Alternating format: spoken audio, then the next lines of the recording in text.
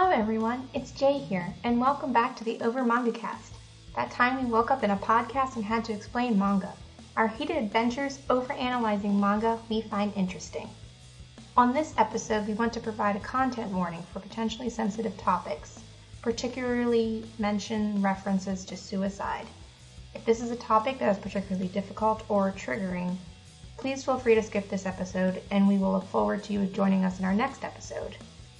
And now, without further ado, on this episode, we're reading Platinum End, written by Tsugumi Ohba, illustrated by Takeshi Obata. Let's start!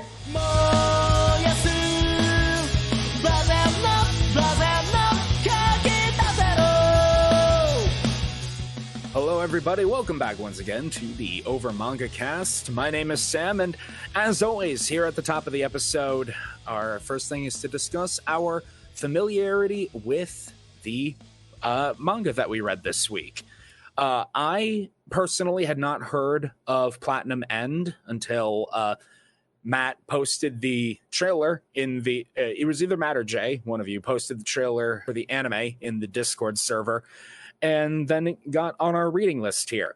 It is by the creators of Death Note, so I do have familiarity with that, at least, having watched basically all of the anime, read a little bit of the manga. For Platinum End in particular, I am basically completely new to it. How about you, Jay? What's your familiarity? Similar to Sam, I had not heard of this series before. It was Matt who linked it into the Discord chat and, hyped it up. And the fact that I similarly have watched a lot of Death Note. Okay, I watched all of Death Note. Let's just put it out there. Read some of the manga, been a part of some of the memes. Really just enjoyed that type of plot line. I felt very good coming into it that I would enjoy it. This is completely new to me.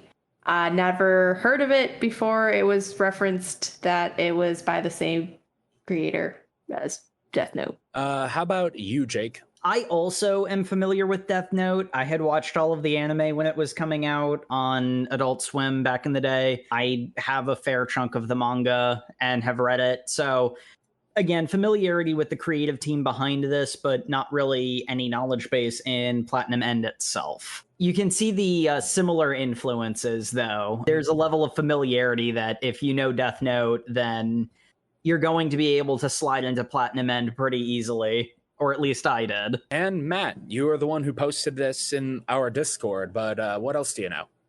So actually, as far as it goes, I'm probably not going to tread any new ground here. I really did like Death Note, but I also followed the creator's other work, Bakuman. That's really good. So I knew Platinum End came out, and it was on my I should get around to looking into this. And then I noticed the anime had a trailer come out, and I'm like, dang, I waited too long.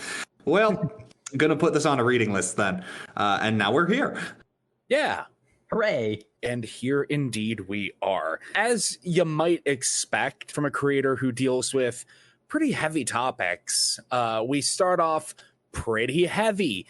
We are at the graduation day of middle school, kids moving on into the next stage of their lives, getting into high school. They've got bright futures ahead of them, except for our dear pro-tycoon, Mirai, who, despondently walks home, steals a snack, goes to the top of a high-rise, and yeets himself off of it. So, correction, he thinks about stealing it and then puts it back. I thought he did. No, he puts it back on. Here's the thing. I made that same mistake, too. Okay. But he does put it back on the shelf after putting it in his pocket, but then puts it back on the shelf because he can't steal. That actually makes a lot more sense now in my brain, so I'm glad you pointed that out. No, there's a lot of blink and you'll miss it moments in this, just because that's one of the benefits you get with like a writer-artist team that works so well together. Mm-hmm. Like, the art can just tell stories about the character that isn't being explicitly, like... Not that I'm saying this scene probably wasn't also written out, but Yeah. You get nice little bonuses in the background of like everything. There's more visual foreshadowing because the writer and artist are on quite literally the same page, but also metaphorically. Mm-hmm. He plummets towards the hard concrete below, but before he can splatter, he's caught. and pulled up from his deathly dive by an angel. Her name is Nasse. I did not trust her a wink for about 70% of this reading. Oh, I love NASA, even though I have absolutely no idea how her name is pronounced. Yeah. I mean, wait, you trust her now? I understand, Sam, your frustration, but it just grew on me to the point where I find it charming. How I described her like internally, which she's like not human, but is just such a, words escape me, but just a despot. Not a cinnamon roll. Like, she's super sweet, but still super. I can't even say naive because she's not. She's detached from human morality at a basic level is what it comes down to. Yeah, no, I mean, I still don't trust her. I like her because I don't trust anything she says or does. I assume that... I feel like I can trust her, though, but she just doesn't have those human nuances to her. So it's like information in, logical conclusion comes out. Like, there's no, is this morally correct or should I not do this? It's just the most logical... sound reasoning. Is this getting me closer to my goal? Y or N? Yes. But anyway, we're jumping a little bit ahead because she just gives me Mad Cube vibes, and I'm not about that. There are a lot of similarities between those characters, aren't there? But anyway, cute angel girl rescues suicidal sad boy from his plunge midway through and basically says, hey, I'm your guardian angel, and I am going to give you a choice between unending freedom and unending love. Because you've clearly given up on life, very obviously, because I caught you midway through. I'm giving you a new chance to find happiness. And I have two options before you. I have these wings that can take you anywhere in the blink of an eye, unlimited freedom beyond like any form of restriction. You could even steal things and get away with it, which is where everyone starts to not trust her. And think about it. You don't have to follow silly human rules. If you want it, it's yours. Exactly. And Mirai's just hanging there like, just let go so I can fall and die. What? Can you give me both? Actually, yes, it's only optional that I presented both of those to you. I love this energy because it's like... yeah. Can we talk about this scene? Because this is definitely not how any other angel works. So I think this is just Nasse being weird. Yeah. I mean, that's like a snide answer you would get like as a kid who's like, I want both.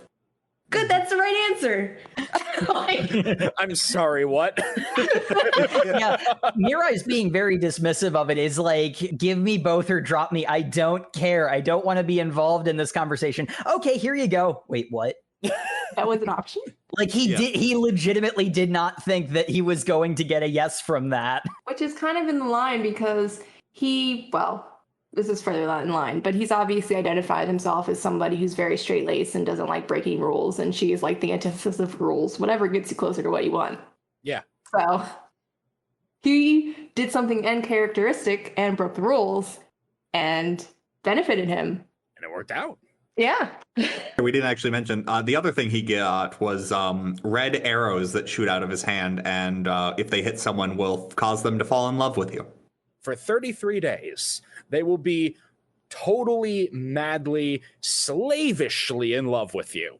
Which Nasse says, isn't that wonderful? And I went, distinctly, no, it's not. I really like how every time the characters themselves refer to the red arrows, they always go like, yeah, it's basically perfect mind control, like it's a shortcut. And every time we see it in practice, it's just like, no, this is not perfect mind control. Please do not assume that. Yeah, it's more if you think of it, and they reference this in the manga as Cupid's arrow kind of thing. Which we actually is the first thing we run into because Mirai decides to use his wings, and we get some really cool set dressing of him flying to the pyramids of Egypt and then the Empire State Building in literally 2 blinks of an eye because they are infinitely fast. I think he also goes to the Eiffel Tower as well. Yeah. think so. all the cliche like landmarks. Well, not cliche. all the landmarks. We need to show a character circumnavigating the globe. Mm-hmm. It's almost literally a I can show you the world moment, because the beauty of planet Earth and his absolute freedom in being able to fly and see all of it cracks the calloused shell around his heart. Not all the way, not yet, but a bit. I'm beginning to see the light in life. Oh, wow, that's great. By the way, you want to find out about your aunt and uncle who are the reasons you killed yourself because they abused you? I'm sorry, what? Yeah, no, they murdered your parents in an insurance scheme. What? What? They're murderers? Yeah, they're bad people. You should murder them. What? And take the money back. After all, they technically stole it from you. Yeah. By the way, I also gave you a third thing you didn't know about. Oh, he doesn't even know about the white arrows yet. No. The white arrow is not explained when it would be useful. Uh-huh. But yeah. She drops that news nugget on him. Mm-hmm. Mirai's living condition is pretty flippin' miserable. He was once upon a time a happy young kid living a happy life with his sibling and his parents until all of them died in a fiery car wreck, except for him. And he was taken in by his aunt and uncle, who seemed nice at the start until the life insurance money started pouring in, and then they began hideously abusing him, beating on him, humiliating him, forcing him to basically live as a slave in their home. And then the reason he was so despondent and ready to give up on life was because he wasn't even going to get a chance to like go to high school. That his aunt and uncle were going to force him to get a job and forfeit all his salary to them. Mm-hmm. Well, he started working like in middle school, like essentially as old as he could, as young as he could, they put him to work. Yeah. And I think it's even mentioned that, they didn't even feed him. Like his only meals were at school. Yeah. Yep. Complete reprehensible people. Keep in mind that apparently they had 2 older children. Oh, yeah, his cousins, who also hideously, physically and mentally abused him. I will say my one problem with the first chapter that I noticed is that this is a very like quick fairy tale, bad setup, which is fine because, the story wants to move itself along. Mm-hmm. But like this happens so quickly that like when we get to the end of the first chapter, it's framed like it's this big moment of liberation, because that's a little bit ahead. I'm a little bit out of order. We should continue on to him confronting his aunt and uncle. Yeah, I do agree that it is very wicked step parents, though. Yeah. going way beyond what you get in your average fairy tale. They really had to set the tone that this is not, a self-fulfillment type manga. Yeah. It's really it's like this backstory, like it's fine. It's a manga character backstory. I guess the point that I was trying to make is that like at the end of this chapter, they try to wring some tears out of you, and we don't have enough time with this character to really feel it. And it's one of those ones where it's like I see some of the like Death Note creeping in, where it's like you're trying to wring emotions you didn't quite earn there. There are places where it does this so much better that we'll get to, but it did feel a little thin in chapter 1 because we just met the guy. Yeah, and immediately he's given this opportunity to become this god character. I don't even think at this point it's even really fully explained to him. That hasn't been explained. He's been given godlike powers, but and why has not been established yet. By the way, your aunt and uncle are horrible people, and your entire life is like this whole life of debauchery and awfulness. Or it was all on purpose. Yeah. Yes, there's someone to blame for your misery. It's not. Yeah. Yeah, I think that's maybe why it feels so thin to me. Well, it is, because we don't even have an idea of like his personality, any type of, his motivation. That's not really elaborated on. Here's our protagonist. By the way, his life is awful. Yeah. You do need to establish the story in the first chapter, though. That's kind of... Yeah. Well, and basically what I'm saying is that the end of the first chapter tried to have its cake and eat it too, and it's like, I can't not call it out for that. Wants to get to the story is what it ultimately comes down to, which is it's fine for what it ends up being. It's not so much a mistake as it is the manga the manga was very deliberately going for something, and you know what? It's one chapter. Yeah, exactly. So Mirai goes and uses his new god powers on his family. The first person he runs into is his aunt, who is just chilling in their very nice apartment, presumably bought with all that money that they stole from him through insurance fraud. Mm-hmm. And Mirai walks up to her and shoots her with the red arrow of love. There's also been some explanation about how these angelic items are invisible to anyone who doesn't also have them, and how they can't miss. So that all your standard, like, hey, here's some magic power nonsense. Like, yeah, like Death Note. So essentially, the Shinigami angels cannot be seen by anyone who doesn't have the similar things, all that stuff. So all of this is invisible magic. It's great. Yep. And his aunt immediately falls deeply in love with him. It's very, very creepy for about half a panel. Yeah, it seems like it's taken a turn, a different turn, and that's... The thing is, the way other people fall deeply in love, I think his aunt is also just an incredibly creepy person. Yeah, no one else really gets as touchy-feely as his aunt did. There's also the fact that the people who are using the red arrows, with one exception, are basically using them as a form of mind control. Like, I don't think we see any character except for like one particularly notable exception actually using the red arrows for like making someone fall in love with them. I can use this person's like resources to my advantage sort of thing. And like the limitations of it being that they are simply madly in love with you come up a few times. Like this is the first time we're seeing them. And honestly, even though Mirai has flown around the world by this point, it's kind of hard to believe any of this is really happening. Mirai notices himself when he comes home. That's when he feels the most grounded, because he's actually seeing his aunt, who's yelling at him before he shoots her. Mm-hmm. And like when his uncle comes into the door while his aunt is like gushing over the fact, I'm so sorry we killed your parents. I didn't want to do anything. It was all his doing. Like she immediately throws her husband under the bus for the murder they almost certainly planned together. Yeah. She even pins that it was just his idea and that she totally didn't have a part in it, or she didn't. It was not her idea. Yeah. In the same breath, she also she also talks about how she told her husband that they could get insurance money from it. So it's like, it's an obvious lie because she's a scummy individual. And it's one of the things I really love about the fact that this power is like a make you fall in love with you arrow rather than just mind control, is because you get these like Death Note-esque scenes of characters going like, yes, my perfect plan. I'll use a red arrow to mind control them to do it. And they all characters do this. They're like, I'll use a red arrow to mind control them. But their plans fall apart because it's not a mind control arrow. Yeah. It doesn't do that. And that like puts the like level of like maneuverability that like causes these like intricate plans to just fall apart, because it's like it doesn't do perfect mind control.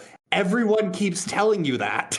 It comes up way later than where we are right now, but we will get to my favorite instance of this when we get to Girl A. Let's get through Mirai's backstory then. So basically, Uncle comes in, is like, why did you just reveal to him everything? This is so...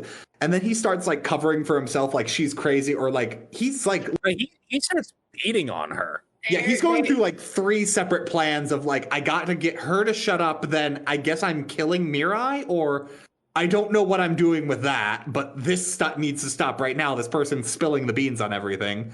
And then basically Mirai gets overwhelmed and emotional and essentially screams out, you both should die. you should be dead, to You're which terrible people. You should be dead instead of my parents. Yeah. To which his aunt immediately goes, because she loves him so much, you're right. What I have done to you is unforgivable. The only way I can atone for this is to take my own life. And she stabs herself in the throat with a shard of the glass coffee table. And Mirai is like, a kitchen knife.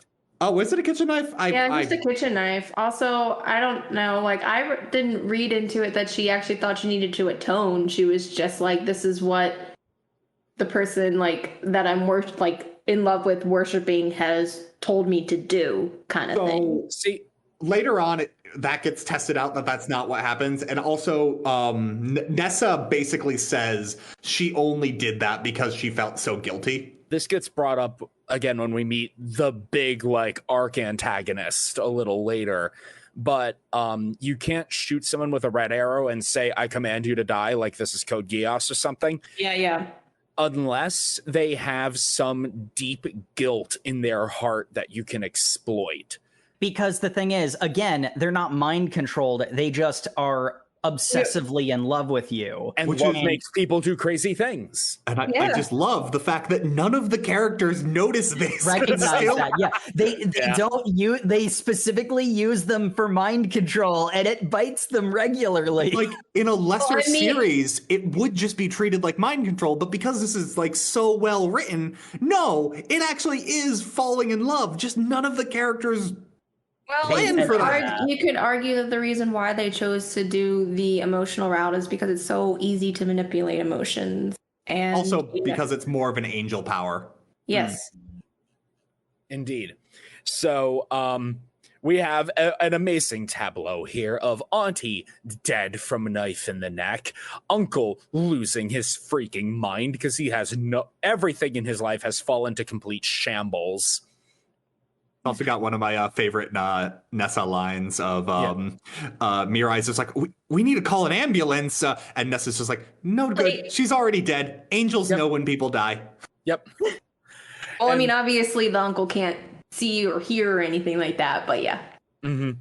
And Mirai, witnessing this death before him, he is whacked full in the face with the nature of mortality and proclaims that he wants to live. And that's where the chapter ends. To clarify my point from before, this gets played differently later.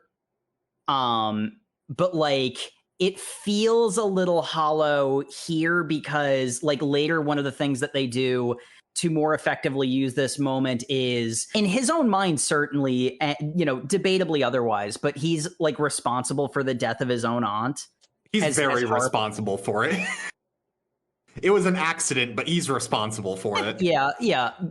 But like the sort of like asserting that he wants to live, it felt a little melodramatic to me in that first chapter.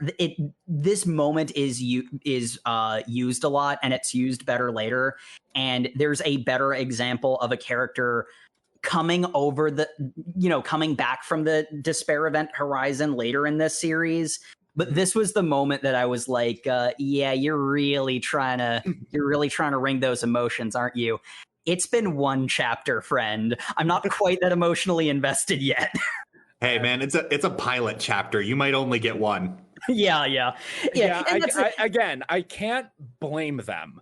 Yeah. But it's like this is a deal breaker by no means at all.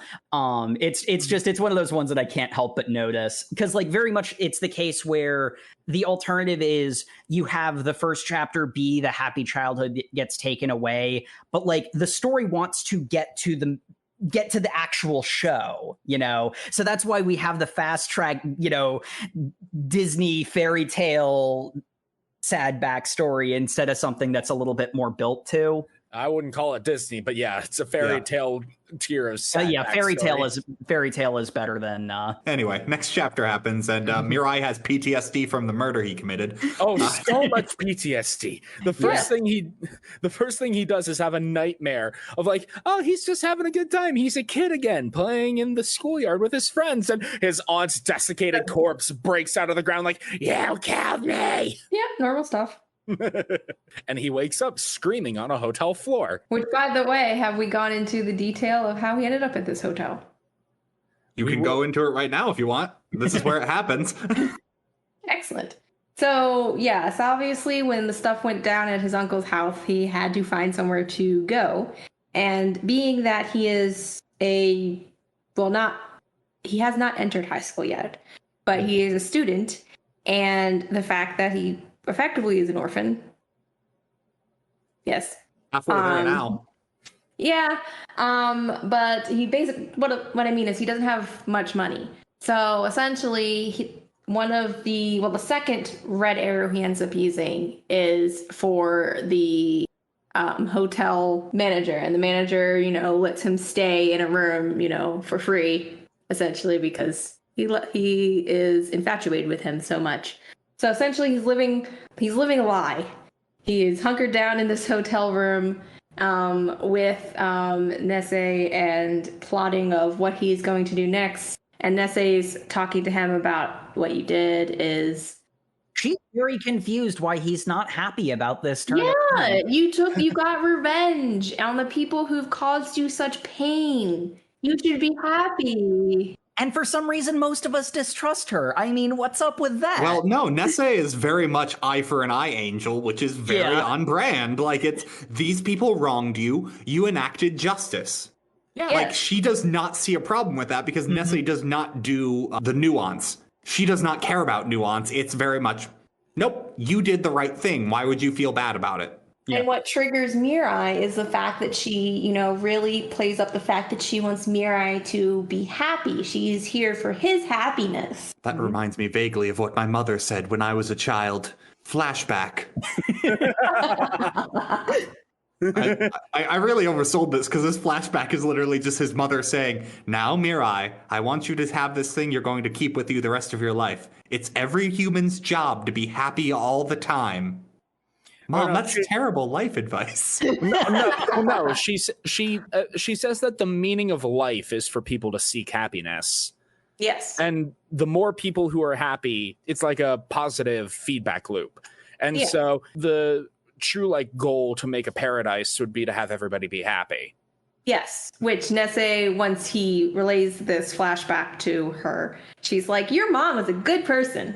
Mm-hmm. Good mom. If we wanted to be those one of those philosophy and anime podcasts, we could use this to segue into, now I'm going to do a lecture on utilitarianism, but I'm not going to do that because you know my opinions of those. Wait, we're not doing that? See, I was going to start talking about free will and how Nasse very frequently completely disregards it with her endorsement of the red arrows. So you could actually do a very good philosophy in Platinum End one because there's a lot of concrete philosophical beliefs. You have to be a philosophy expert. It's just so in your face of hey, that's wrong. Yo, no, it's Wisecrack, get on it. I will watch that episode. I watch most of your episodes, but do it anyway. The reason why it works so well to do a philosophy dive on Platinum's End is because pretty much all of the characters are a personification of a philosophical idea or a goal or a perspective. Well, Mirai is the very definition of it's a happiness sponge. No, it's a happiness fountain. Yeah.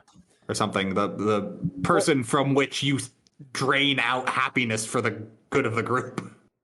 Yeah, no, I know exactly what you're referring to. I've also thought of Mirai as kind of and again, this becomes more prominent later, but but he's kind of the most uncharitable way to read Batman. Because, Batman is all about no guns, don't kill. But the Joker exists. Wouldn't it be better to just off the Joker?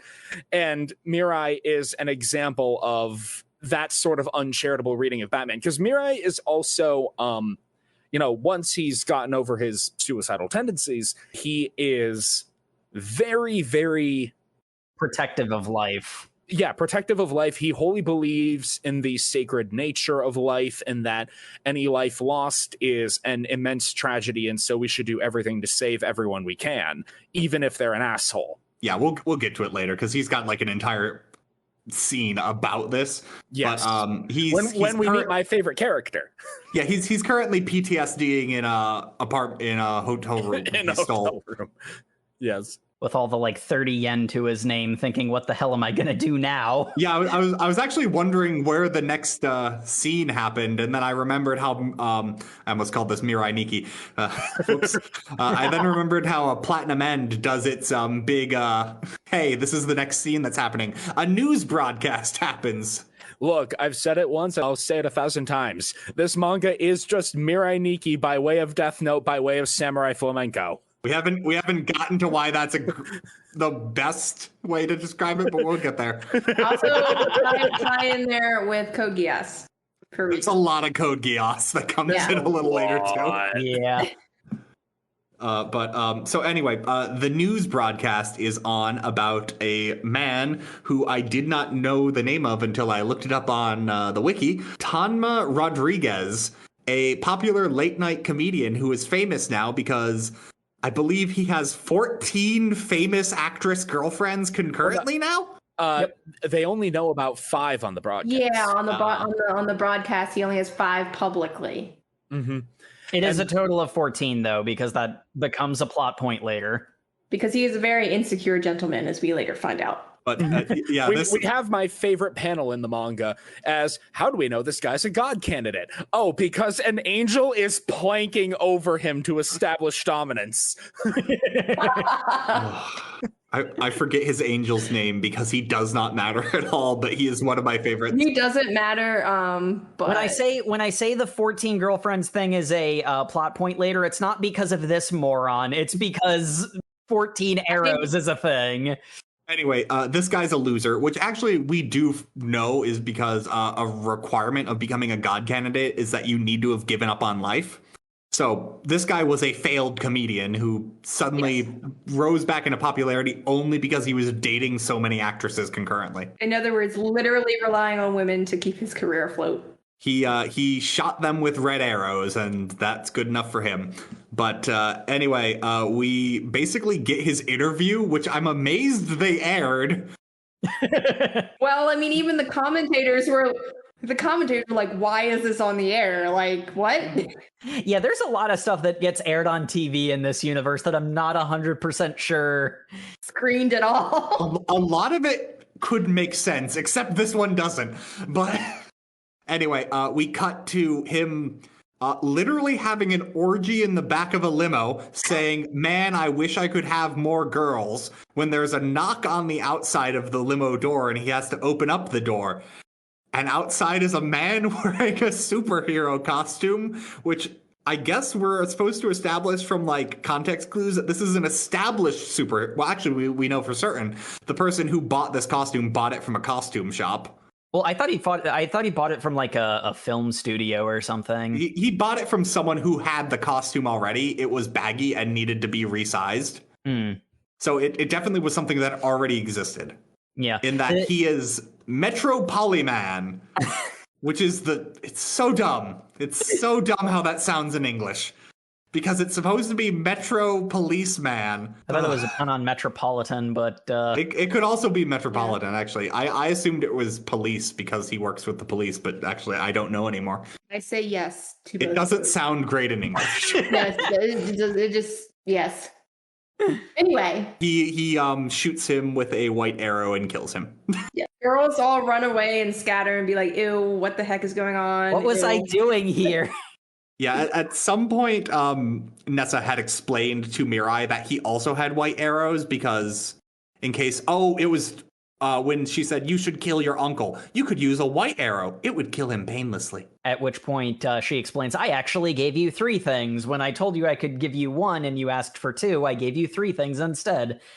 Why do we not trust this character again? But anyway. Because she's Airhead Cube, that's why. She had to do something to become a special class angel, as we established that angels come in 3 classes, special, first, and second class. Yeah, Dante rolling in his grave right now. Yep, with special class angels having access to all 3 items, second class having wings and red arrows, and first class only having red arrows. All right, I thought second class was the lower one. They are. I misspoke, I think. Okay. And the other thing that's worth noting about second class angels, you can choose between wings or arrows, and it is actually a choice for second class angels. Special rank give you all three. First rank give you wings and red arrows. I don't know if you can have white arrows instead of red arrows. You can. Only special class has white arrows. Okay, only special class has white. But first class have wings and red arrows, and then second class angels, you choose between one or the other. Because we have characters who have only the arrows or only the wings, and that ends up becoming... What we do establish is after that scene of Tanya Rodriguez getting killed, there's actually a really fun scene where his angel drags his body up to heaven? I forget if it's called that in this. The celestial realm. I don't think they really reference or dwell on it. They just take the spirit into the resting place. Anyway, they take his body to God, who is a jacked man wearing blue jeans. He looks like Sephiroth.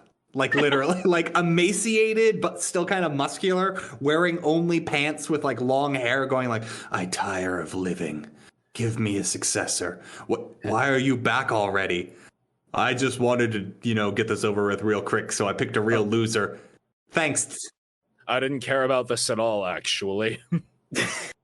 But you know what was really cool? The dude who murdered my dude was really cool for a god candidate, and he's literally just there to hype up the villain. I literally just love the fact that they're like, there is this facet of angels. We'll be introduced into other angels, but he does set the tone. There are just angels who are just doing it, going through the motions, who aren't super ambitious.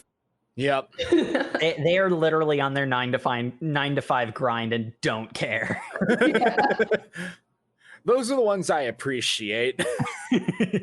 Actually, that's a lie. I appreciate all the angels in various forms in this. But I find something very, very amusing and sympathetic about the guy who's like, man, I don't really care. I'm just going to throw. I'm not going to win, so I don't want to try. Yep. But the one thing that does happen is the news of this dude's death. Mirai finds out the next day, and while he was very happy... He finds out by overhearing a group of girls like sitting together before school looking at their phones, they got a news alert as well. And one of them laughs like, ha, loser, karma got ya. Yep, and basically that causes him to have a sudden crisis because he's like, wait, hold on, that was clearly a god candidate because he had an angel, and now he's dead? God candidates are dying? I thought we were just gonna like settle this at the end of this, and then Nasse was just like, yeah, maybe, who knows? But you'll win. You'll be the happiest. So I don't think we've actually established what this whole god candidate thing is, because the series kind of throws it at you sideways, because we're getting most of our information from Nasse, who, as established, cannot be trusted. And just again, I want to make a point clear. I love Nasse because I don't trust her. And you guys are building this little snowflake into the biggest villain, and I think you're doing yourselves a huge disservice. Like, I am not getting any of that at all. I am enjoying waiting for her turn to villainy. Is my perspective on it. See her as like legitimately, I don't know. I don't dislike her at all. I love her. I love her for being a cute little cupcake. She is very cute. Yes, as is referenced several times in the manga by people in the world. Diegetically, she is exceedingly cute. Yeah. Yes. Anyway, Mirai takes his high school entrance exams on his own merit, and despite Nasse saying you should just red arrow in to get whatever you want, he's like, no, I want to earn it. And she's just like, I'm proud of you, but I think what you're doing is dumb. Your dedication to doing things in an inefficient way is noble, but also very stupid. You have the power, use it. Then we get more establishment of Metro Polyman. Metro Polyman. There is a news broadcast of a active hostage situation. Which some armed robbers have gone full payday and taken over a bank. And then a dude flies into the scene, and everyone's like, "Well, that's impressive." we're definitely going to get into it later when we reach the stadium, but can we talk for a bit about how shockingly jaded apparently the entire Japanese viewing audience is to the sight of people flying and shooting and performing moves that insta-kill others? Yeah, I was about to say, they can't see the shots, so... They can't see the arrows. It's just, he points at someone and they drop dead instantly. Everyone always thinks they're filming a movie or something. Like, nobody believes this. It's not flashy because of the nature of the arrows, but people are dying. It takes 3 corpses later on for people to finally be like, oh, guys, I think this is real. Yeah. So this bank robbery scene we get, which is just establishing that there is a god candidate who that much is assured by the fact that he like flies into the scene and everything. Can I just, I hate to interrupt again, but I gotta say, this manga is very beautifully drawn. The artist is exceptionally skilled. You should know if you've read Death Note or anything else he's drawn. Obata is top tier when it comes to art. Like Obata's so good. I personally am a massive sucker for angel wing imagery. And this is just, oh my God. It is a smorgasbord of just glamour shots of people with angel wings doing cool shit. And that is entirely my jam. It has that like sketch of a cathedral ceiling sort of vibe that Death Note has. Now I've interrupted you twice, Matt. I'm terribly sorry. Please continue. I'm just trying to get to the point. I'm trying to get to the point. I'm trying to get to the point other characters are introduced because there's a lot that goes on. But so basically, this entire scene, he flies in, goes, well, I guess negotiations aren't going to work, kills a dude outright. The other dude's like, wait, hold on, did that dude just die? Mind controls him into loving him. Is like, I do love Metropoliman. And then, like, you should surrender. I surrender. Shotgun. Yeah, which he dodges out of the way and just obliterates the dude who just surrendered. And then he kills that guy, and there's like a 3 body count for this hostage situation where Metropoliman then just gives a press conference of like, well, good thing the police had already said lethal force was required. I saved the day. I'm like, dude, most of the people are dead. Like, you did the bare minimum here. The part that really got me was the fact that this isn't a live broadcast. This is an after the fact. We're back here at the studio with our reporter and Metropoliman, and here is footage from the scene. They're just showing the shotgun obliterated corpse. They pixelated it, but it's there's a bunch of cases where they will, like, if there's already a dead body, they'll pixelate the body on the ground. But like, they apparently just showed the shotgun going off just fine. I love what they air on TV in this universe.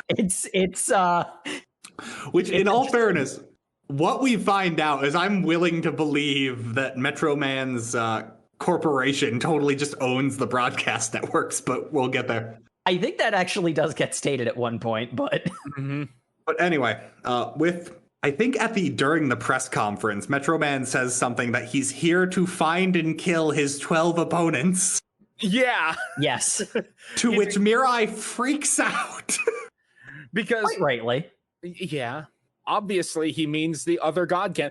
No, he says he's here to defeat his 12 mortal foes. One of them has already fallen, so the other 11, I will not hide. Come and fight me. Yep.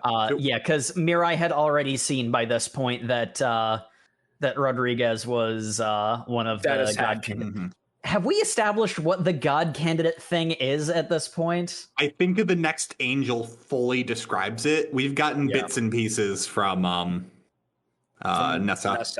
Because, again, she's airheaded Cube. She doesn't actually explain anything. Not because she's purposefully withholding information, I think, but because she forgets.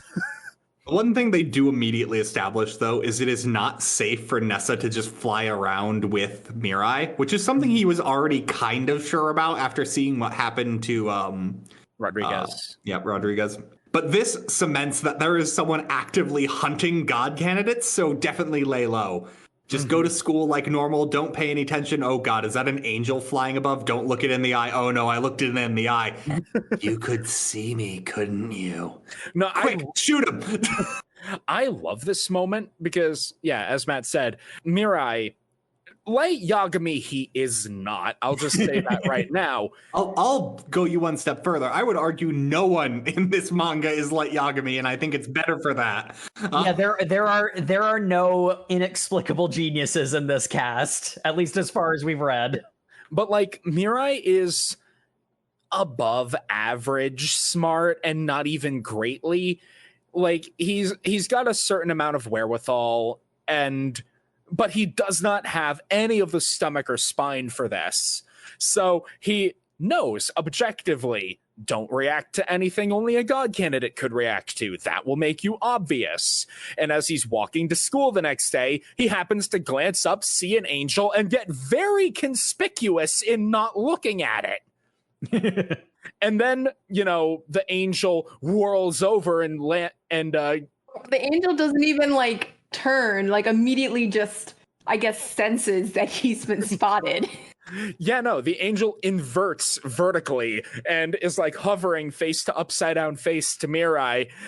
And like, if he actually had the intestinal fortitude to go along with this, don't notice anything, he could just walk right through the angel. But no, he panics and stumbles backwards because it's startling. No, yeah. I can tell you exactly what the Death Note version of this scene would be Light Yagami walking into class, and then we would get a montage of the day going by with this angel searching around the school.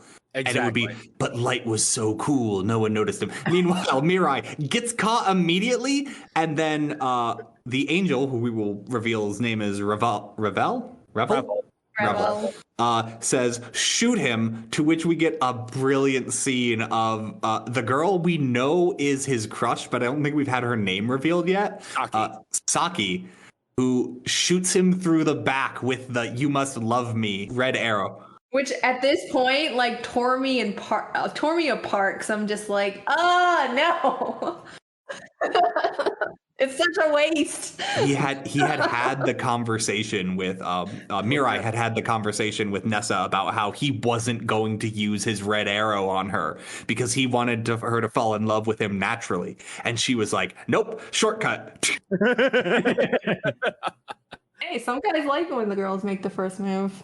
I mean, not in a life or death game. You don't know that. You do not know that. Actually knowing the characters we meet, you're right. Oh dear. I gotta say, my one complaint about Mirai is that he is a very passive protagonist until like chapter 10. Mm-hmm. But at the same time, his incompetence creates very interesting situations like this one. It's a very grab you by the chin and pull you forward moment of, he's been stabbed by the love arrow, but by someone he explicitly already has feelings for. What is this going to do? Like, Sam, can you at least concede that that is like the perfect chapter end? Because that's how the chapter this is in ends, is that full page thing of him getting shot through the heart by Saki with Revel in the corner. Like, that is like, this thing does a lot of great chapter ends. This is beautiful. It's a very, very powerful way to end a chapter. Yeah. And, I had read up to that point and I needed to step away to go do something else. So like my mind was spinning, like, is he going to have this odd, like, understanding in his brain of like, oh, she's hit me with the arrow, so of course I'm feeling these things, but I already felt this way. I was ready for this real battle inside the mind moment. And then the next chapter says, nah, he's given into it. It's not even given into it. Like, that's the thing. Like, it's not mind control. It doesn't control, yeah. It just makes you love the person. Like, it is the bare minimum. It switches your dial of how you feel a person up to love. It doesn't make you go out of the way for what you would normally do. You're still you. It's not, yeah. If you're someone who treats the people you love like garbage, guess what? Yeah. I always get my one Exalted reference in per episode, but this one I'm going to say mechanically, instantly creates a defining tie, but a defining tie is still something you can resist. It's not something that forces you to do a thing. Oh, Mirai just has absolutely no interest in resisting. Like, why? Yeah, and basically the only difference for Mirai after he's been hit is that he basically says out loud what he has been thinking in his head this whole time. There's even a fun little bit where like he's talking about how he feels about the situation to Saki, and he's like, "Oops, I said it out loud." Like, that's basically the only difference here. The only difference is he's emboldened to act on his inner feelings. Yeah, like that's it. Probably the best way these arrows could possibly be used. Like Nessa says, the only way to make the love last permanently is to nurture it over the 33 days the red arrow is active. But it was there already. And what Nessa explicitly says is the way the arrows are meant to be used is to find people who are actually have feelings for each other, but are too, like, things are getting in the way from them acting on it. What that does is it instantly boosts it up to full to get past that initial hurdle so that love can bloom on its own, which is how the thing is supposed to use. Like, they're Cupid's arrow. And that's sort of the fun thing, that these arrows, they can actually be used in an ethical way, so to say. Because again, it's not mind control, despite the fact that people basically use it like that. Like, I love the disconnect. And I know this is the third time I'm saying this. Sorry, listeners. The disconnect between the fact that characters do not know how the thing they're using is working. Despite it being explained to them multiple times. And the world never lets it work like how the characters think. Sometimes things happen off screen, which is convenient, and maybe we could imply maybe they don't do anything there, but I don't think so. I think there's just so many people in Japan, you can just negate consequences pretty easily. Yep. So we have this situation in front of us. Mirai is now completely incapable of holding back his love for Saki, and she reveals the dire straits of her situation. She also saw Metropoliman's broadcast and put 2 and 2 together to make 4, and realizes that she is deeply in trouble. But here's the thing. Her angel is second class. She only has the arrows. She does not have wings. Now, the arrows are unerring, but the wings move fast enough to dodge them. So she says, Mirai, you are going to serve as my wings. You will be my bodyguard if anyone tries to shoot me with the arrows. And of course, he immediately agrees. I am your knight in shining armor. I will be your wings. We find out you can share the wings by holding hands, and then your bonds tie each other to you. It's very cute. It's exceptionally cute, yes. Yeah, there's a lot of... I gotta say, I really do enjoy this manga. This, I think, might be the biggest disappointment, and I struggled. Wow, Sam, this manga's rated teen. Shut up. I struggle to even call it that because it is such an interesting situation of this person is under this love hypnosis and is in no way trying to fight it. He's holy about it. He is at her beck and call. So, Sam, I think that's the thing, though. It's not a love hypnosis is the thing. Well, it's okay. It is hypnosis because it can't make you do something that you wouldn't normally do. That's what I'm saying. It's not hypnosis because it can't control you. You are suggesting people who have the max affinity to you. Well, no, people are doing favors because they actually like you. Well, no, that's why I'm calling it hypnosis, because whatever, we're splitting hairs over not my point. My point is we then flash forward to 33 days later. Yeah, they skip over this entire idea.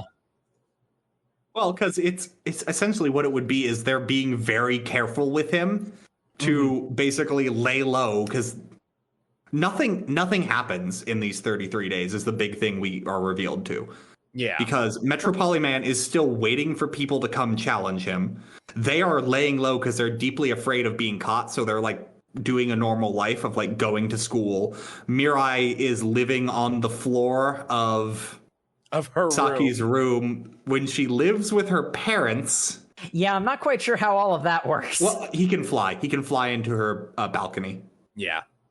But if they're trying to lay low, I don't know why he's taking that risk, but whatever. They're teenagers. They're also in the suburbs, so it really doesn't matter. But yeah, we go from, oh wow, this crazy situation. It's the cliffhanger of this chapter. He's been pierced by the arrow. What will happen? To within 20 pages of 33 days pass. Okay, here we are. Why did we Why did we tie him down? Well, we needed to be sure. Yeah, but we've passed the point where exactly 33 days have passed. Saki has the red arrow back, and the flush of his face hasn't changed. You think he just likes being tied to the... No, shut up! But this is where we establish what will be our status quo going forward for basically the rest of our reading, which is Mirai and Saki have formed an alliance in order to protect each other from the other god candidates, and her room becomes their base of operations. There is one other factor that gets added to this, but he has not quite shown up yet. Because first, we need to go to a show at the stadium. Mirai and Saki get a news report that Metropoliman has put out a press release saying that, actually, I don't want to fight and defeat my 11 opponents. Kill. I love this press release so much. We can actually be friends. Please come to this stadium. Oh God, it's so bad. Just talk. Yeah. So I love no one in this manga is Light Yagami, especially the villain. That's the thing. Metropoliman isn't Metropoliman, I think, is an above average intelligence pretty definitively, but he's definitely not the plans within plans within plans Light Yagami. Well, no, Metropoliman in the little thing we get before this press conference with him is he expected every other god candidate to act like him, was that the easiest way would be to kill your competition. And he's like, those cowards aren't showing up to fight me 1v1 to get this over with. Great. His biggest problem is he assumes everyone thinks like him. Yeah. Can I just say, there are a lot of reasons to hate Metropoliman, and we will get into several of them going forward. The one that made me instantly hate him was when, after doing his interview on Sakura TV, he flew back to his house and he took off his helmet and he said, deadass to the camera, well, to his angel, but to the camera, so I work as this superhero and god candidate, but it's so cool that I'm just a high schooler in my spare time. As he shakes out his luxurious hair, and I'm like, you. Oh, I've got a line that made me hate him, and we'll get to it. I hated him instantly from that moment, and my loathing only grew deeper. But yeah, we're at the stadium. Everybody that we are currently following says, this is the biggest trap. We're still going to show up, but... I love how, even the bystanders who have absolutely no context for what's actually going on are like, yeah, this is a trap, right? Saki at this point has not been that. She's not been shown to be above average intelligence. I'd also argue kind of on the lower end because she's so hesitant to do anything. Even she's like, this is a trap. We shouldn't do this. But also. Yeah, I don't think she's not smart. I think she's just very fearful. Yeah, she's very meek. Until near the end of our reading, she hasn't really done anything other than shoot Mirai. Yeah, she hasn't come into herself. Yeah, and at this point, I still cannot figure out why Mirai likes her. I'm just like, she's cute. That it. They're past. well, we'll get into that later. But yeah, we go to the stadium. The angels were told to stay behind so that they won't reveal Mirai and Saki as god candidates. And so they are sitting in the stands with the numerous onlookers who have showed up. Because everyone wants to see the superhero. Yeah, everyone wants to see the superhero for what seems to be a big plot point in his story, I guess. And this is the part where it becomes samurai flamenco. Yeah, I'm gonna, before we get into this summarizing, apologize to the listeners because I'm gonna try my best here. A lot happens in these 2 chapters. Yeah. You should have read it. We are going to sound like complete lunatics describing this.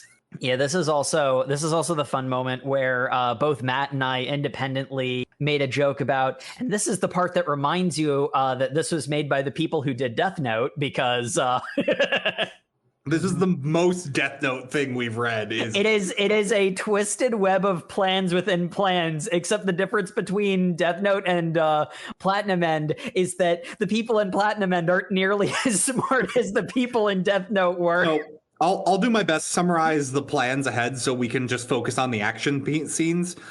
Basically, this is a baseball stadium, of which the crowd is pretty full because most people, it was a free show, so like the stadium's pretty full of people. There are drones with cameras on them constantly monitoring the crowd, looking around. There are angels flying above the stadium so that they know God candidates are here. And most important... Sorry, but one important note is that because of the size of a baseball pitch, you can't shoot a candidate from the stands. The arrows actually have a range limit for how perfect their accuracy is, and it's roughly home plate to the pitcher's mound. It's roughly 30 meters.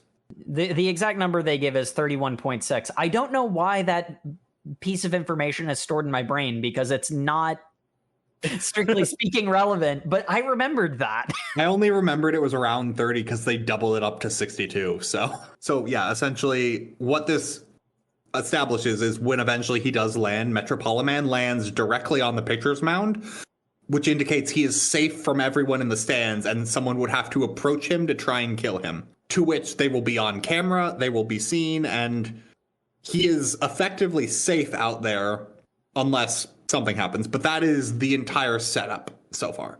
And we have our 2 protagonists up there in the stands, both telling each other quite regularly, don't look at anything that a god candidate would pay attention to. Those drones are absolutely taking pictures of our faces. Meanwhile, Mirai is definitely looking at the angel. And he says, it's okay, I'm totally just looking at the drones. That'll explain. Which... Okay, as someone who tries to pull shit in TTRPGs a lot, feels like a D&D player trying desperately to rationalize away their plan to the GM. Oh, no, dude, I was going to say, it's like that one guy you see at a concert who's totally just holding his beer bottle by his belt, you know? Yeah. Definitely not peeing.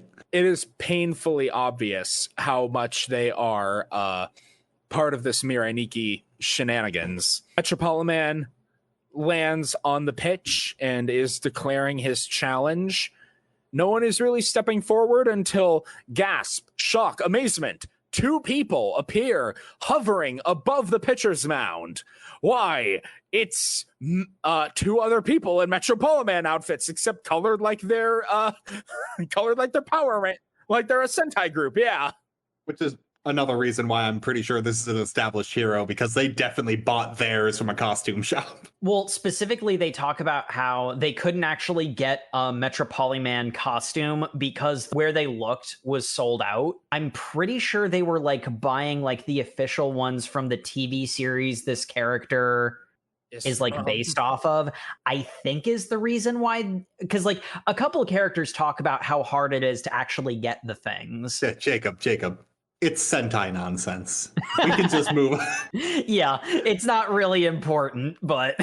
It is indeed Sentai nonsense, because our 2 Metropolimen that show up, blue and yellow, they really don't want the main Metropoliman to be God, because, to be honest, he's kind of an asshole. He murdered multiple people on camera already, so... So we learn that blue and yellow are a pair of failed college... applicants, Hatake and Tabuchi. Multi-time failed applicants is the big thing. Yeah, both of them have tried to get into higher education numerous times. They keep failing, And frankly, they are at the point where they have crossed the despair event horizon and are ready to end it all. So they become friends in their despair. They party it up for the last months of their lives and are ready to end it all when the angels show up. And so that's how they became god candidates as a team straight from the start. And I know we keep saying this, but neither of these people are Light Yagami. I would argue neither of these people are the police officers from Death Note. These people are dumb. They try their best. They are the kind of people who have a lot of book learning, but absolutely zero street smarts or nothing in their wisdom score. And so they keep acting like they're smarter, but they're really just idiots. See, I don't think that they have the worst plan of all. As Metropolitan will make clear, it has some holes in it. Their plan is we can just sit back to back, and with the power of our wings and arrows, we can dodge your attack and shoot you back. But too bad. They go to shoot Metropolitan sitting on the pitcher's mound with a red arrow, but it pings off because there's already a red arrow in his heart. Gasp, shock, amazement. It's not Metropolitan. Someone he caused to love him to become Metropolitan. Which, some rando in a suit. Metropolitan uses this a lot to the point it's almost Naraku's shadow puppet levels of, I red arrowed some dude to mimic the words I'm saying out of an earpiece. That scene! In our reading, he uses this 3 separate times, confirmed, with a strong supposition that it's 2 other times could easily be the same thing. Actually, I take it back. That's a Code Geass plot, is someone wearing Zero's outfit saying his words for him. I also love the explanation of how he flies in. Yeah, because remember, the wings are so fast that they are faster than the eye can follow. So the real Metropolitan flew in this body double and dropped him off on the mound and zipped away before anyone could notice. From a height that no one could see. Yeah, yes. That did not injure... Actually, I guess he doesn't care. He really doesn't care. When that happened, I was like, okay, fine, that's cool. It's the thing that happens later that, like, yes, I know technically this is possible with the way that you set this up, but this is still dumb. A lot of it makes sense if you just assume Metropolitan does not care if the people he's putting into these situations die or break their legs. Yeah. Like, I can fully believe the dude making that speech cannot walk. Because, like, he doesn't. Mm-hmm. So, but anyway, what happens is our 2 Metro Blue and Metro Yellows call out to the crowd after realized they're being duped, and like, he's still got to be here somewhere, and we know there are other god candidates here. Come up for us and we'll join together and fight as a crew. In order to defeat Metropolitan, yeah. Reminder, this is being live broadcast to all of Japan. No one else watching this on their TV or in the stadium right now can see the angel wings or the arrows or the angels or what is a god candidate. Oh, actually, one thing we do get told to us by the angels before this is they have some concerns about whether or not the god candidates are even going to show up to this like baseball field in Japan.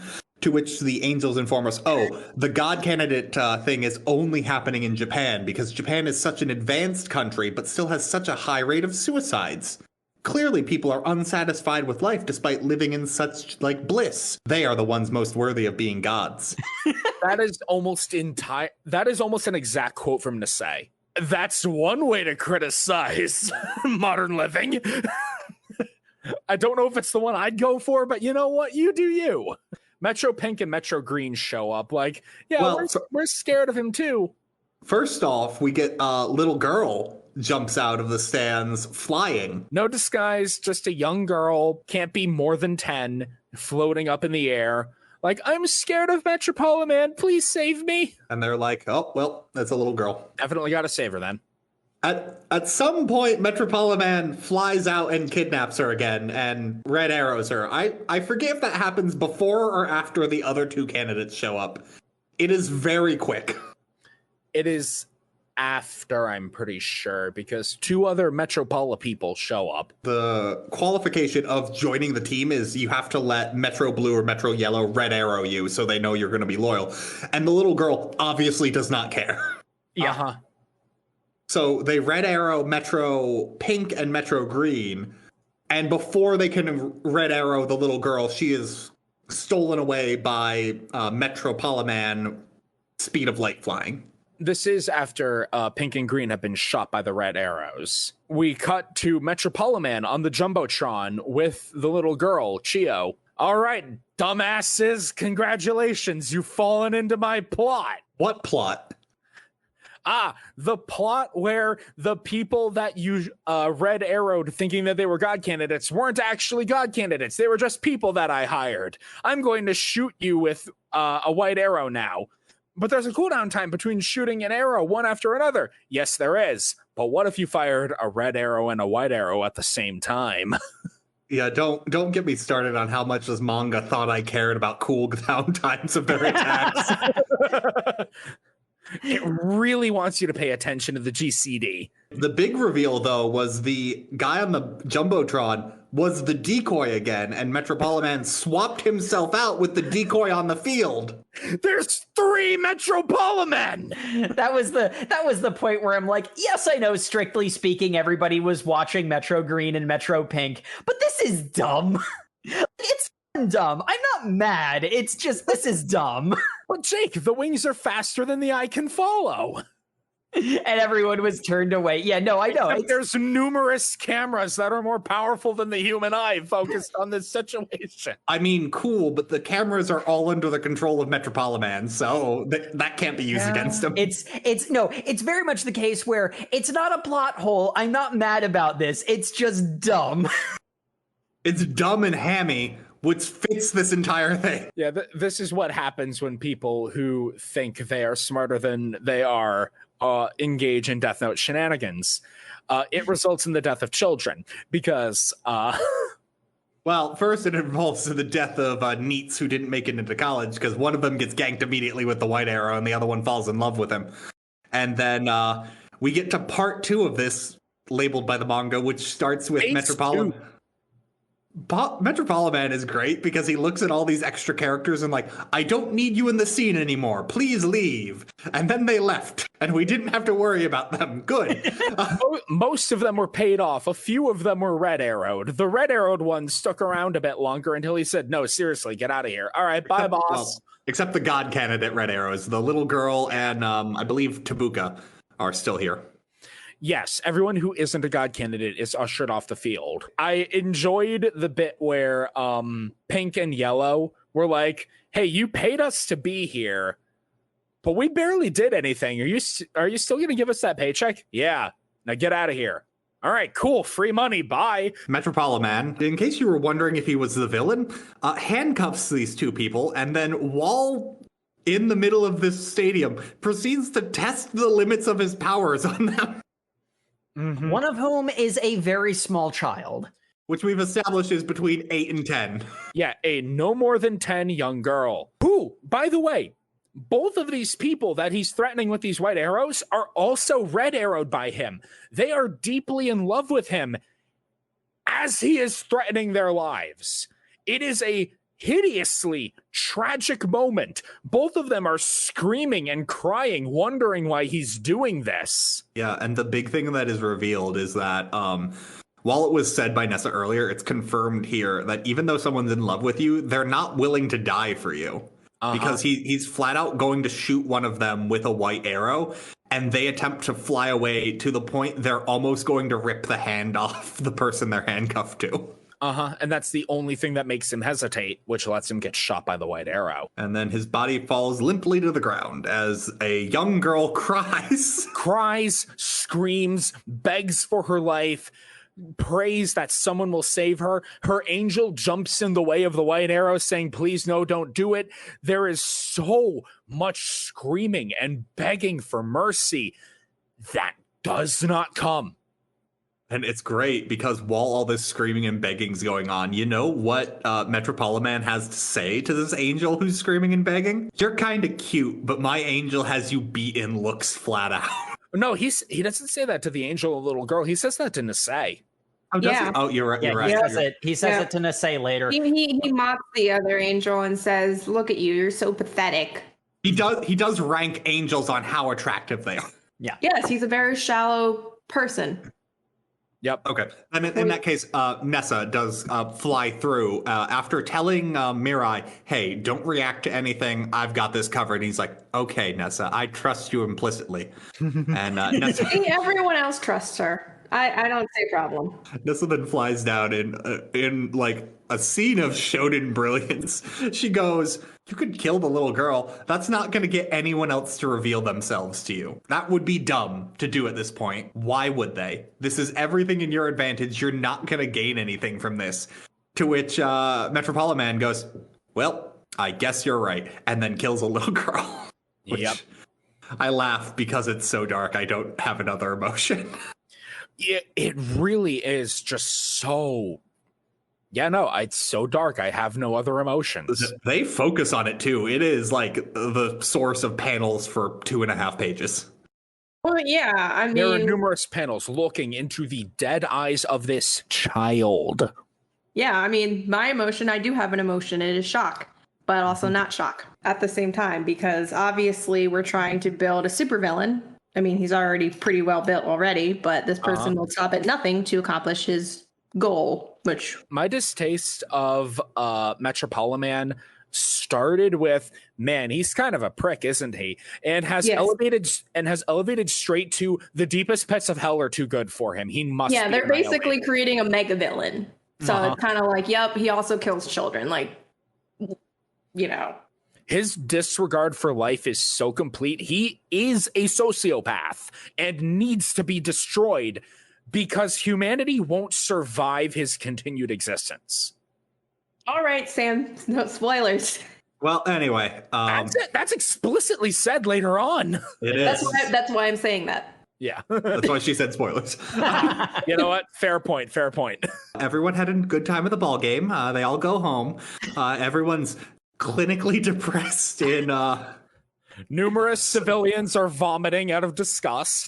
Basically, the civilians are like, wait, this is real? This is the guy that they were worshiping just a moment ago.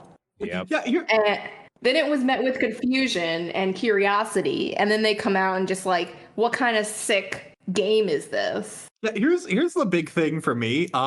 This stadium event was public knowledge, which we get established from the internet later on that it is public knowledge. After murdering a child on air, Metropolitan still appears to work with the police. I don't know if this is expressly said, but he had like that's where people start speculating. Like, does he have connections to the police?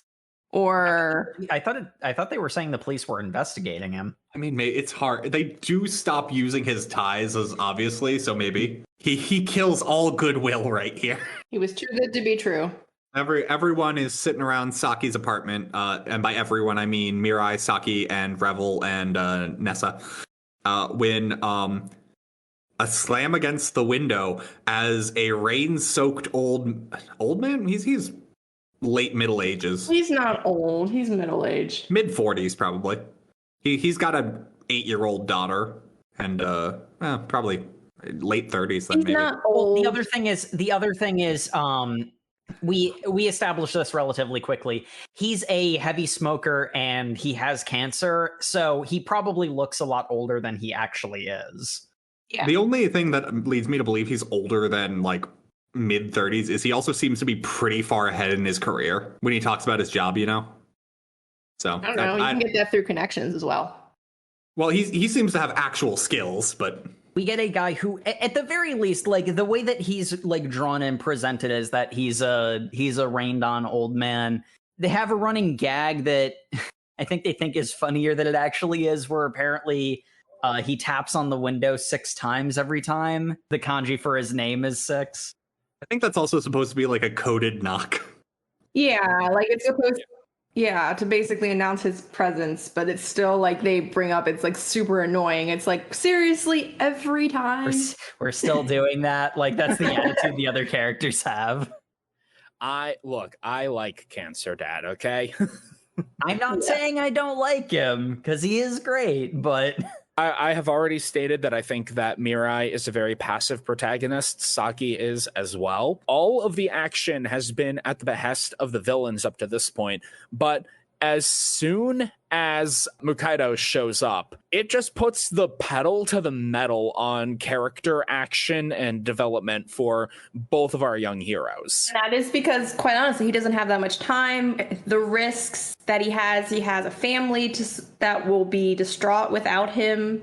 You know, he is one of the few characters who was on the brink of death well, we don't know this for sure. Like, perhaps not due to any of his, like, he did not do this to himself. I'm pretty sure it gets brought up in his backstory that he was given a terminal diagnosis of you have 3 months to live 4 months ago. So he can't just passively just say, I don't know if I want. He's like, I need this to happen now because I have to I want to create a positive world for, my daughter and, my child that's on the way, my wife. He's already putting himself out of the picture. He's like, I'm not going to be here, but I want to ensure that the world, whoever becomes God in the future, is going to be bring positivity to the world, because this is the world that, my family is going to have to live in once I'm gone. So he kind of kicks it into high gear and says, look, we got to act on this. There's a risk here. Exactly. I love this guy. He wholeheartedly believes that if he lives to see the next second, it is a blessing upon blessings. And so he should use that opportunity to better the world for his family. And looking at Metropoliman's behavior, he's like, whatever else happens, that guy cannot become God. Mm-hmm. I don't care how much sacrifice it takes. Literally, I cannot sacrifice more than I already am. I will throw everything that I have into this effort to make sure that if anyone becomes God, it isn't him. A 999-day time limit on all of this selection nonsense, which I still think I'm pretty sure we haven't explained yet, but the time limit, he's not going to reach the end of it. I might as well just say right now, the explanation that we get is that 13 people are chosen who are about to take their own lives. They've given up on the hope of life. So they're given these amazing tools. And then after 999 days, or if all but one of them dies up to that point, which is where Metropoliman gets his idiotic ideas, one of them is selected and will become God for indeterminate amount of time. I don't think they give until God decides he's done and wants to retire. Because all living things eventually yearn for death. Mukaido is like, I'm not going to live long enough for this to end peacefully, so I am either going to take down the guy who's murdering people over this. I'm at least going to make sure that someone awful doesn't get picked. Exactly. He can't let a demon become God while his children are going to be living in this world. And that is why I absolutely love this man. He is on a time limit, and he is going as hard as he possibly can, kickstarting all of the character action of our Protag squad. Mr. Mukaido had immediately expended his entire allotment of red arrows to get a bevy of private investigators and psychologists under his control in order to have his information network spread out. Yeah, this is the one part where if you wanted to read uncharitably, you could say that this seems a little mind control-y, but it's, it's stuff that happens off screen, and asking someone who loves you for favors is, There's a difference between you now love me and are under my complete control, you will go to this place, and hey, could you look this up for me? Could you go to this place and look for these kinds of people? Because they talk about the private investigators like they're mind controlled. They are very much not. Yeah. Well, no, he asked a bunch of experts in the field to do their friend a favor. Yeah. He is the least egregious in this regard. And so now that we have our hero squad assembled, we need to make sure that we are wholly understanding of the villainous nature of our villainous villain, as we cut to Kanade, Metropoliman, going full Code Geass in his school of villains. Yeah, his school uniform is essentially like a French general's uniform. Yeah, that took me out because I'm just like, are we seriously especially with the hair and the looks and everything? Oh my gosh. I am riding this wave of ham, okay? I am riding high on this wave of ham. That was not it was not like an exaggeration to say there was code gas in here. It's just everything. The Josu Academy. If you had told me this chapter was an excerpt from a Gundam Naval Academy, I would I would have believed you. He looks like a modern Gundam character. That makes me sad. So yeah, Metropolitan Kanade and his friend from school. I don't know if we get his name. I've just called him Red Hair Boy. I mean, we do. I just don't remember what it is. Yeah, Red Hair Anyway, Boy. but he is the grandson of the headmaster. Uh-huh. And so they go to creep on the girls' archery club. Which they specifically point out they're middle schoolers, which is Yeah. not fantastic. Oh, you want to know the not fantastic part that made me hate the villain? The line he says to his friend, who's okay. In all fairness, these characters we're talking about are 14, so Yeah. creeping on the middle schoolers is not as bad as it could. It's not the same thing at all, really. It's not the same It's thing. a 1 year but- difference. Yeah, but that's true. Yeah, because they are just or are they? Well, actually, they don't give the exact age, but you're right. It's not. Like, isn't it? It's yeah. later revealed that he's slightly older than Mirai and Saki, though. Like a couple years. we never get that confirmed. It's still not as creepy as it could be. Look, anyway, I want to please let me get to the line that is creepy. Kaneda, to his friend, while his friend is just like, "Hey, those girls are pretty cute, right?" Kaneda has the line, "Yes, they're just slightly older than the age at which women are most perfect." And I'm like, what the hell?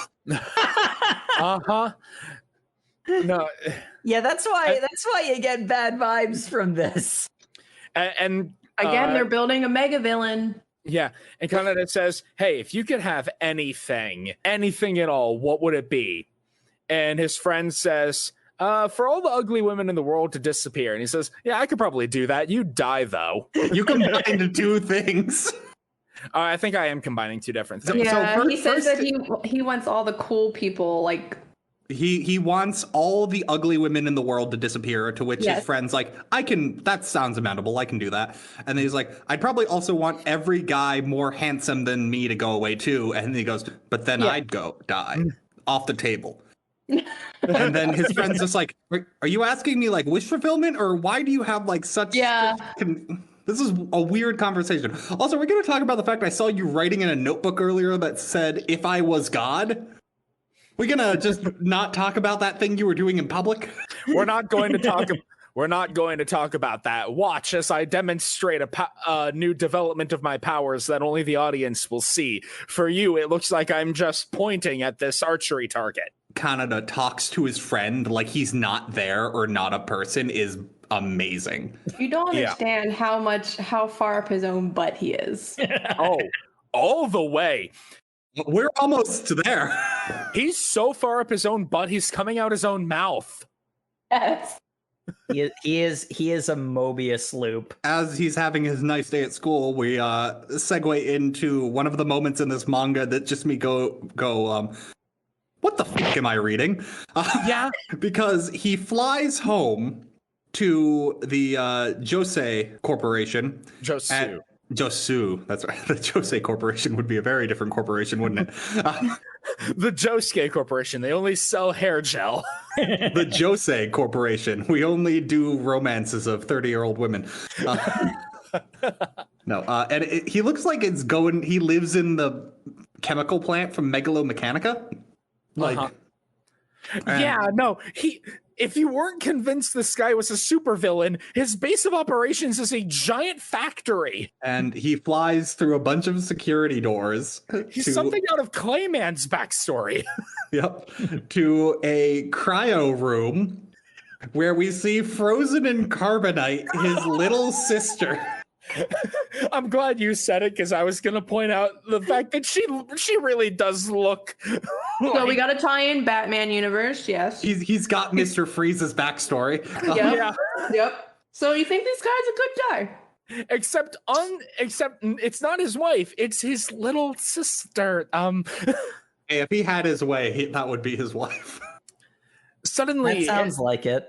Suddenly, his obsession with that particular age of girl is both more explained and far, far more disturbing and disgusting. If they could only stay frozen that way forever. Dear God, I really hope he dies by the end of this manga. But yeah, so he pulls out a chair and just sits across from the frozen corpse of his little sister we get established later. Happy birthday.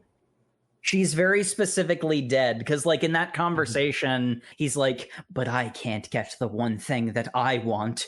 Dramatic turn. Which I would bring back the dead. If I was God, I would bring back the dead. in all fairness, is also my favorite interpretations of that Mr. Freeze backstory is when he never actually could heal her. Like, that's the tragic irony of it all, is everything he's doing is not justified. He's got a frozen little sister, in case this manga had any grounding in reality. Riding the wave of ham. Look, I'm not even going to talk about the technological advancement of this era. We'll get there. We will get to Cancer Dad creating a Super Sentai power suit for Saki later. Yeah, Saki's the egregious thing. Yeah. The other two aren't so bad, but Saki's. But we're not quite there yet because currently, yeah, we need to get down to my least favorite character. This fun little Girl A. Keep calling her Girl A, despite the fact she is very clearly named Mimimi. Yes, yeah, no, she's me. Because apparently Japan has a certain level of credence in its media ethics. They did not release her name. She is known only to the public as Girl A. Even though it got leaked online. Yep, there's a good side effect about how that was unfortunate that a youth criminal had their identity leaked. Mm-hmm. So yeah, Girl A is a serial killer who seduces and murders girls roughly her own age until she spent about 3 years in prison, but she never really got over that, so she's still seducing and murdering middle school girls. Look, I ain't want to get too lefty here on the podcast, but wow, the queer representation is a serial killer. Thank you for I didn't want to be the one to say it, but yes, that bothered me so much. That's what the kids call not a good look. Yeah, I mean, yeah. It's not great. First scene we have of her is Metropolitan landing at a secluded home in the woods and walking into a scene straight out of a Yuri hentai. It's the psycho lesbian serial killer murderer, like pernicious trope thing. I will say this, and again, I don't want to be a negative Nancy. If I see something wrong with something, I want to like suggest an alternative. Not necessarily that like this is how the story should change, but like here's something else you could work with. Because like considering how hammy this series is, the thing that irritated me most about this is that like this is the only LGBT plus representation in the series. Everyone else is very, very hetero. So now, I actually really like Mirai and Saki's relationship and how it develops over the course of what we read. So I understand, and I want everyone to understand, I would be sacrificing something I like to do this. This is just me, like, spitballing ideas.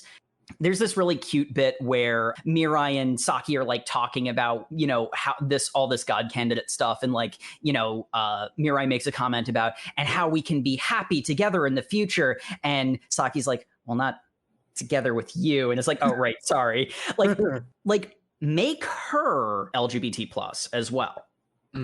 So then you have a positive character that you like also as representation. Cause it's not even necessarily that it's a villain that's LGBT plus. It's that she's the only one. It's also that the villain's motivation is to bang prepubescent girls and kill them. Yeah. That's not great. I don't like it. But with the wave of ham, I'd be more forgiving if she wasn't the only. Like it wouldn't. Take away the fact that that's a pernicious trope, but it would be more forgiving, especially with the tone of the rest of the series being as wacky as it is. I mean, if there was somebody else, Saki would be a very bad choice for that, but. Well, actually, when we get into her character development, I'll explain why I think that she'd be a great choice for that. But I also like Saki as she is, so I'm not saying that this is like the obvious fix to the problem. It's just that was the first thing that popped into my mind. Circling back to the nature of the red arrows, the fact that Girl A has escaped prison is on the news, and so naturally our heroes think that she is a god candidate. But no, Metropoliman has broken her out of prison and stabbed her with a red arrow. They just cause you to they just awaken things that were already in your heart and crank them up to 11. When Metropoliman walks in on this Yuri hentai scene, Girl A says, "Hey, how about a threesome?" And it's like, oh great, not only is the queer representation a villain, that's also the bi representation. That's a big oof from me, fam. It's not even really bi representation. It's very much the exception to her lesbianism is Metropoliman because of the arrow, yeah. And even then, it's not so much she's attracted to him, I get the feeling of. It's just like 100% love with a hypersexualized character. Yeah, because how this character interprets love is through sexuality, because she is mentally ill. The other thing is pernicious tropes, but the red arrow is not mind control. She's just normally like this. Like yes. I am so glad I'm not the only. Not even that I expected to be the only one irritated by this, but like I didn't think her character was great for anything. So Yeah. The amount of time she lasts, though, it makes 100% why she's this much of a caricature. Yeah, that's true too. Like it's not a fault of the story. Mm-hmm. There are numerous reasons to hate Girl A. The least of which being she is Mimi-rin, and so she says, "Did I make a mistakerin?" Yeah, she does full cutesy idol nonsense too. She's amateur model. She was all that. She was a scene chick. Well, no, like essentially, like scene chick, social media person. So she's been in jail for 3 years, right? Yes. Yeah. I believe so she's 17, 18. Mm-hmm. Her only clothing throughout most of her appearances is an oversized button down that isn't buttoned, and her glasses. That's because most of her appearances, she's in the middle of boning her latest victim. Yeah. Anyway, let's move on from this. Yes, please. Let's. We're talking about it a lot more than it is the subject of being in the manga. Yeah, so another girl dies to the serial killer. The interesting thing is their bodies are being deposited on top of a radio tower. Grand Tower, this massive landmark in the center of the city. With the interesting being, the only people who normally go up there are like maintenance workers. To haul a body up there is such an insane amount of work, unless you could fly. Unless you could fly. And I think it's important to point out something that I don't think we've mentioned yet. When a god candidate is killed, when they die of anything, another god candidate can claim their arrows and wings. The last person to hit the body having the most claim if it comes down to competing. The last person who hit it with a red arrow has the greatest claim. The last person to hit them with a red arrow gets first dibs on the items, then the person that killed them, then anyone who's around who asks. Because of the incident at the stadium, Metropoliman has 3 sets of wings and 3 sets of arrows. He also got, I don't know if he got wings, but he got arrows from the first victim, the guy who didn't matter from forever ago. Yeah, and he gave a set of wings and red arrows to Girl A. Mm-hmm. Which is how she's been doing her murders, to which the main characters do the math of, and initially think she can only kill 14 people, but then are informed that when someone with your red arrow in them dies, you instantly get the red arrow back. To their horror, they realize that means she can do an infinite amount of murders. For 33 days, so long as the red arrow from Metropolitan is lodged within her. And one thing that was established very, very early on, your red arrows only work on someone once. You can't just shoot them again, because that would make the time limit pointless. And if someone is already pierced with a red arrow, yours will get deflected. Yeah, if someone's pierced with a red arrow, it wears off. A different person can shoot them. But if they're already red arrowed, or if you have ever red arrowed them, it doesn't work. Yep. We learned most of this from Cancer Dad's angel, Barrett. The angel of knowledge. The angel of knowledge, because she's just a know-it-all with a monocle. Yeah, and that's why Rebel like hates her. She's like, oh my god. She got demoted from Spec Ops angel to first class angel by God for being a know-it-all. I love her. She's my favorite. Yeah, Sam, I wonder why you like her so much. I can think of 2 reasons. Is it the 2 episodes of Kill 6 Billion Demons we did? Oh, I was going to say the 2 like D grade reasons why you might like her. Hey. That's on another episode. We'll go into that later. That's on the list. I'm not joking. Okay. The worst part is I know you're being honest about that comment, about not being joking. I know that's true. So anyway, Girl A is on an absolute killing spree, and our noble heroes cannot let this stand. Mirai, because he hates to see anybody die. Cancer Dad, I should really memorize his name. I had it until you guys put Cancer Dad in my brain. Nanato. Yeah, it's Nanato Modokai. Yeah, Mokaido. Idol. Yeah. Mirai is like, life is sacred and should be mental preserved. breakdown every time this comes up. Yeah. And Mokaido is like, I have a daughter, and therefore my dad powers tell me I must protect every young girl.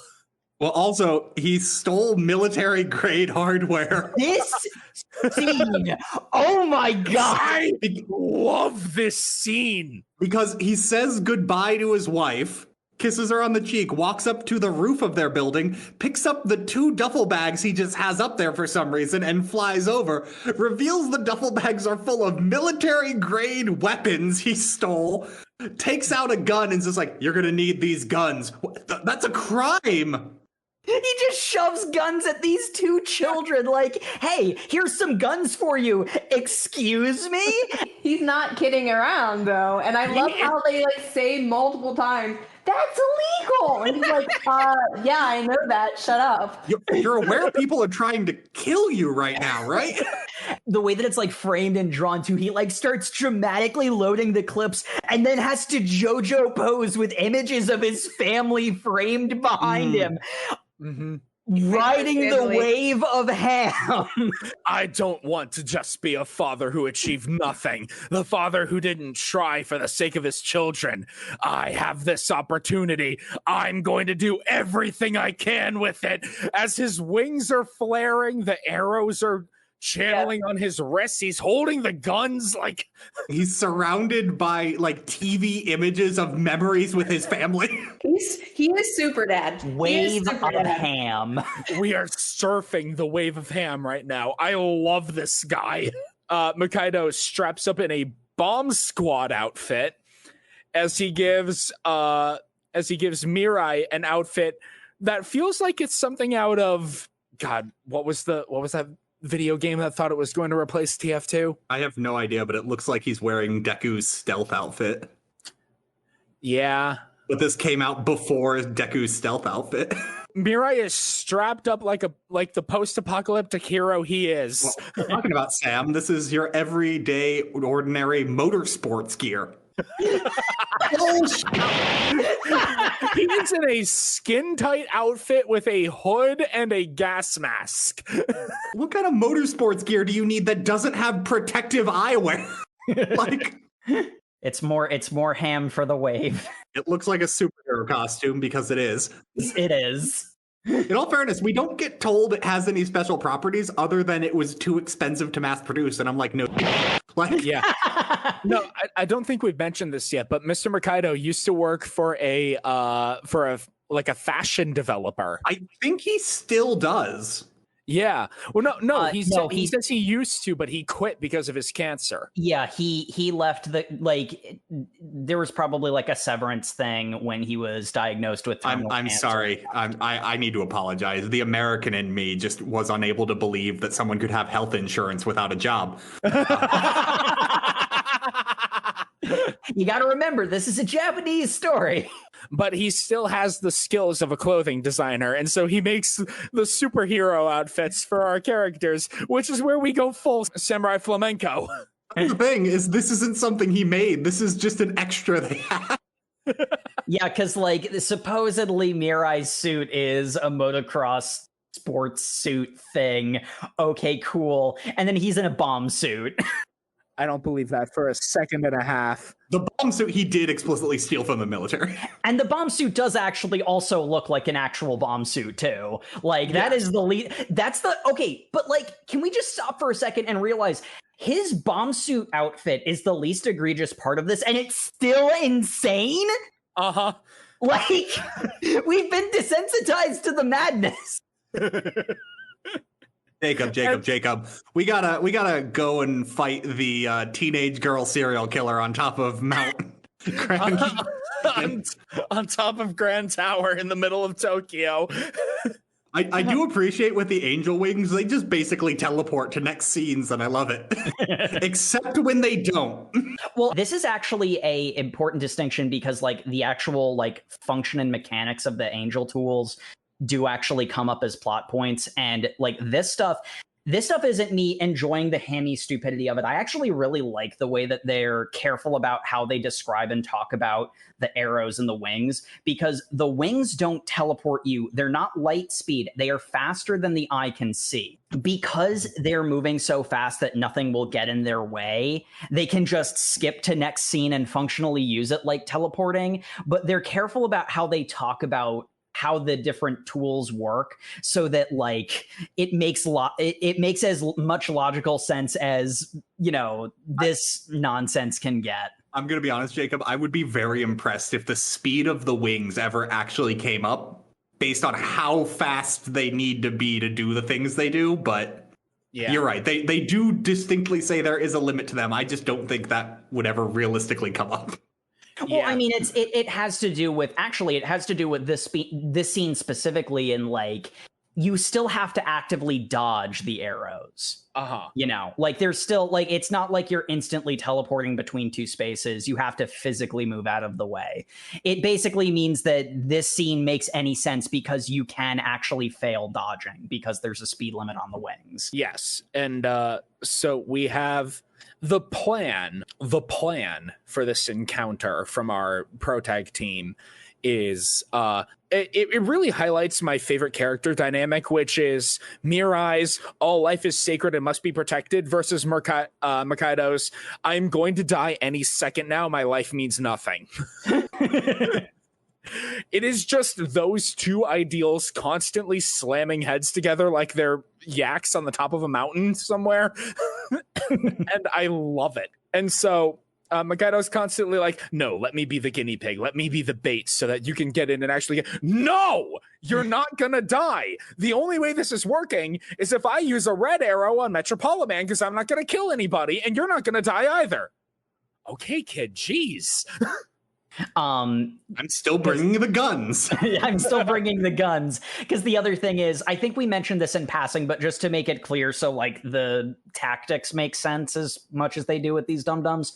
Makaido's 14 arrows are still in the various like private investigators and like police and like various like investigative people he used. That is how he found them. We didn't mention that he found Mirai and Saki by using those PIs to canvass the crowd and find likely God candidates. At the stadium, yeah. At the stadium, yes. So any arrow usage that Cancer Dad is doing right now is a complete bluff. And again, this is the part where it's like, oh yeah, no, the creator of Death Note made this. You think that, and then... Yeah. I do love the next scene because they set it up so great. I love it.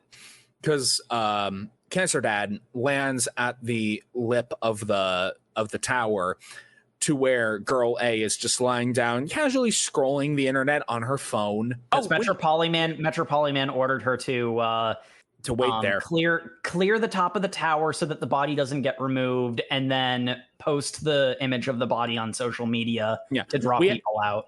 We have to talk about one of my favorite scenes in the manga, because girl A is just flying around the top of the tower, casually fluttering about where people are seeing her and posting about it on social media. And the police go up there to retrieve the body. She shoots all of them with red arrows to make them retreat, except for the police chief, or whatever the senior officer on scene is, who says, "Where's your honor as policemen? I might love her as well, but she's a killer and a criminal. We need to take her down." Mm-hmm.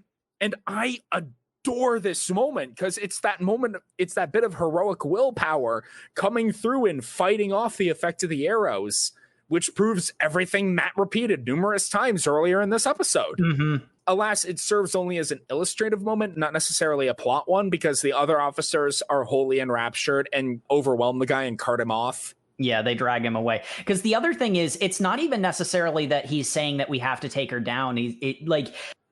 He wants to do his job and take the body of this murder victim away for the sake of the family and whatnot. It's not even that we have to take her down. It's that I'm still going to do my job. And that's the illustration of it's not controlling the mind, because he's a police chief. He values his job more than any of his loved ones. His wife, his children. Nope. But anyway, we get our fabulous heroes join up on the scene. Nanato and Mirai. Because Saki stays behind because she does not have wings. As they kind of fly around, Nanato lands on the very furthest outskirts of it. He's standing on the railing in his bomb suit, basically holds a gun at Mimimi and basically starts making demands of her, to which she goes, "You should have shot me before I could have reacted. Now I can just fly away. But you're not going to, are you? You caught me. I gotta stay right here." "Wait, what do you mean?" "Yeah, you're so far away. I can just cut loose. You should get a little closer." "Wait, hold on. Get a little closer." "Ah, shit." And then everything explodes. Because the last wave of ham had broken. We need to make another wave to surf on. No, you shut up. The exploding tower makes the most sense. That's not even hammy. That is surprisingly logical for how insane the rest of it is. More hammy would be the serial killer knife fight on top of the tower for your. Yeah, that's true. No, you got him to the location. Blow up the location. Problem solved. Our villain is probably the smartest, most Death Note-y character. That was actually a smart decision. Funny that Makaido was in a bomb suit. How about that? Oh, he does mention he thought this could happen.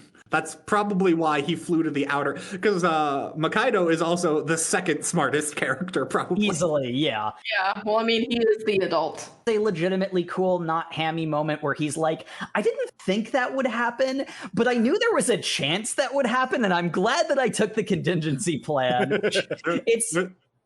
There's one of my favorite scenes, actually, right here, when his body is on fire and flying away because he's knocked out momentarily and he's falling to the ground. And Mirai has to go and save him. Screaming at him, but meanwhile, the angels are just hovering there yeah, we knew he was okay. Well, no, Nessa's just "Oh, good, he survived. And Greta is just "You know, we're angels. We instinctively know when people die, right? We knew he wasn't in danger." And she's just "I know." Nessa's just along for the ride. Basically. She's here for the meme. He lands safely with him, and they don't have any time to relax because immediately he's here as Metropoliman is floating in the head like Sephiroth.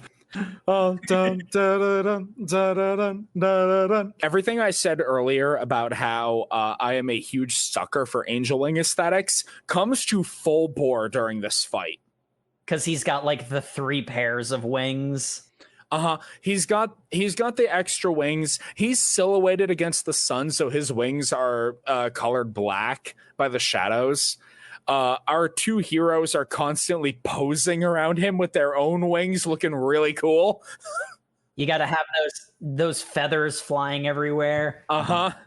He also got his wings and arrows back from Mimimi because she definitely died in that explosion. There is no ambiguity. Oh yeah, no, she's dead. What is simultaneously my favorite scene, and also, you know what? I don't even really think I have a qualifier for this. I just really like this moment because we get in a little philosophical argument between Metropolitan and Mirai on the sanctity of life.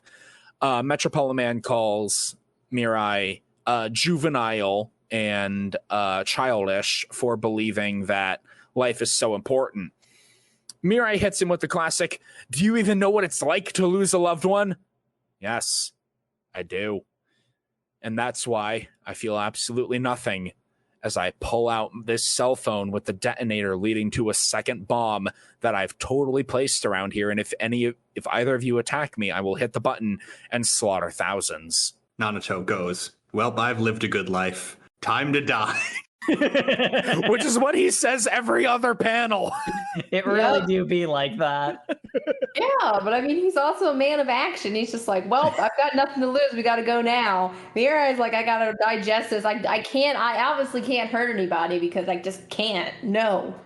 Yeah, and honestly, the thing I really like about Mukaido, he knows that inevitably his body is going to fail him.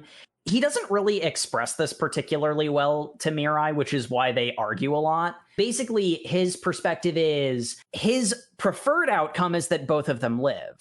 But if one of them has to die, he's going to be the one to accept that because my body is simply going to expire at some point. I don't want it to happen. I do have a will to live now because of all this stuff that's been happening. But at some point, my body is just going to stop working. It's going to happen. There's also a strong through line with Mokaido that while he knows his body is going to inevitably give out because of the cancer that's eating him up inside, he would much prefer dying a hero. Yeah. Because the one thing he is terrified of is his illness getting the better of him. He wants to go out blaze of glory.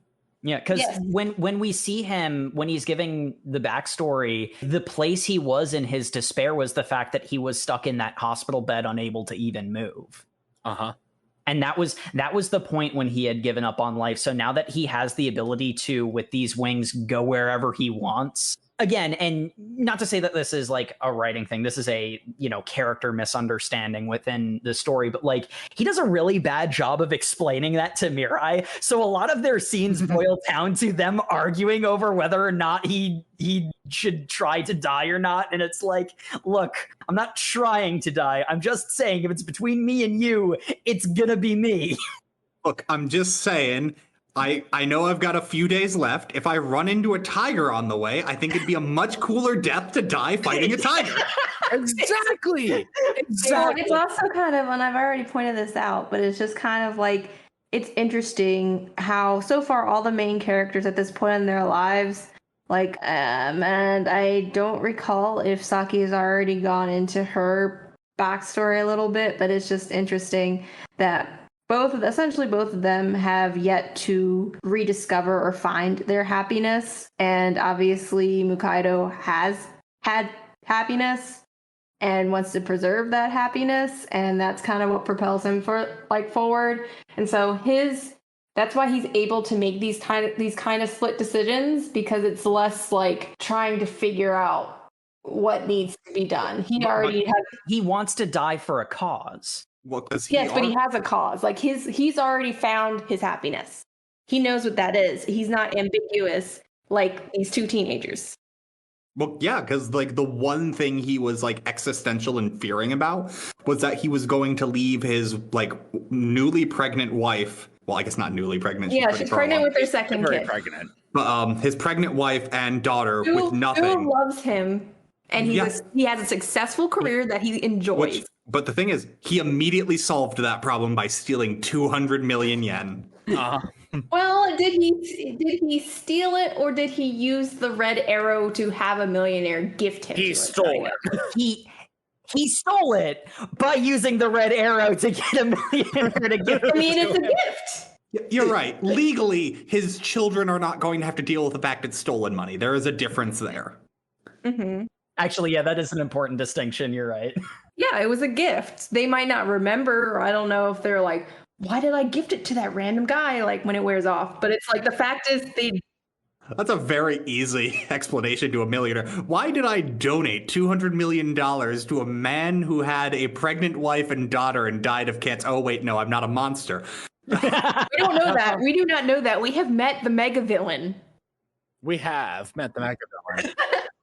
Yeah, we're going to find out that all the rich people that these people have been gift stealing money from are also all as bad as Metropoliman. we have a Mexican standoff.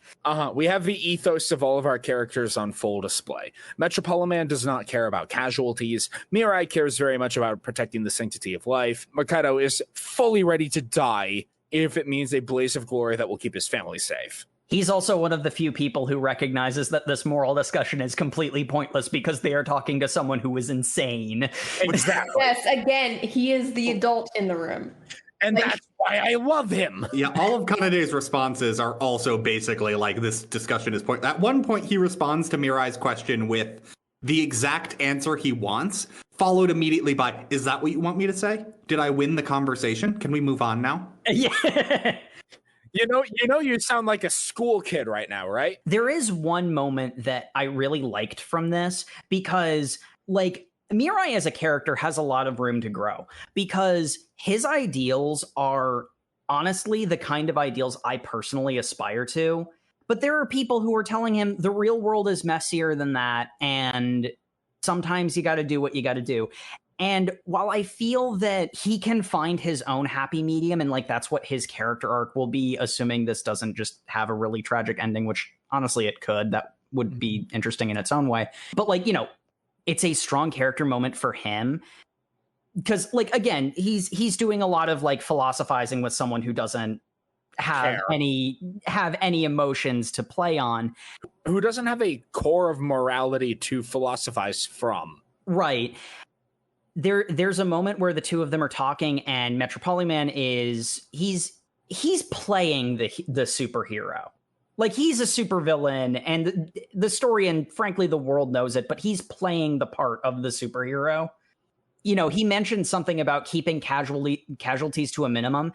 And like one of the few cases where it's not Mirai like waffling or being gutless about it, where he just has a moment of clarity and he says, this never had to be a death game. You fired the first shot. Mm-hmm.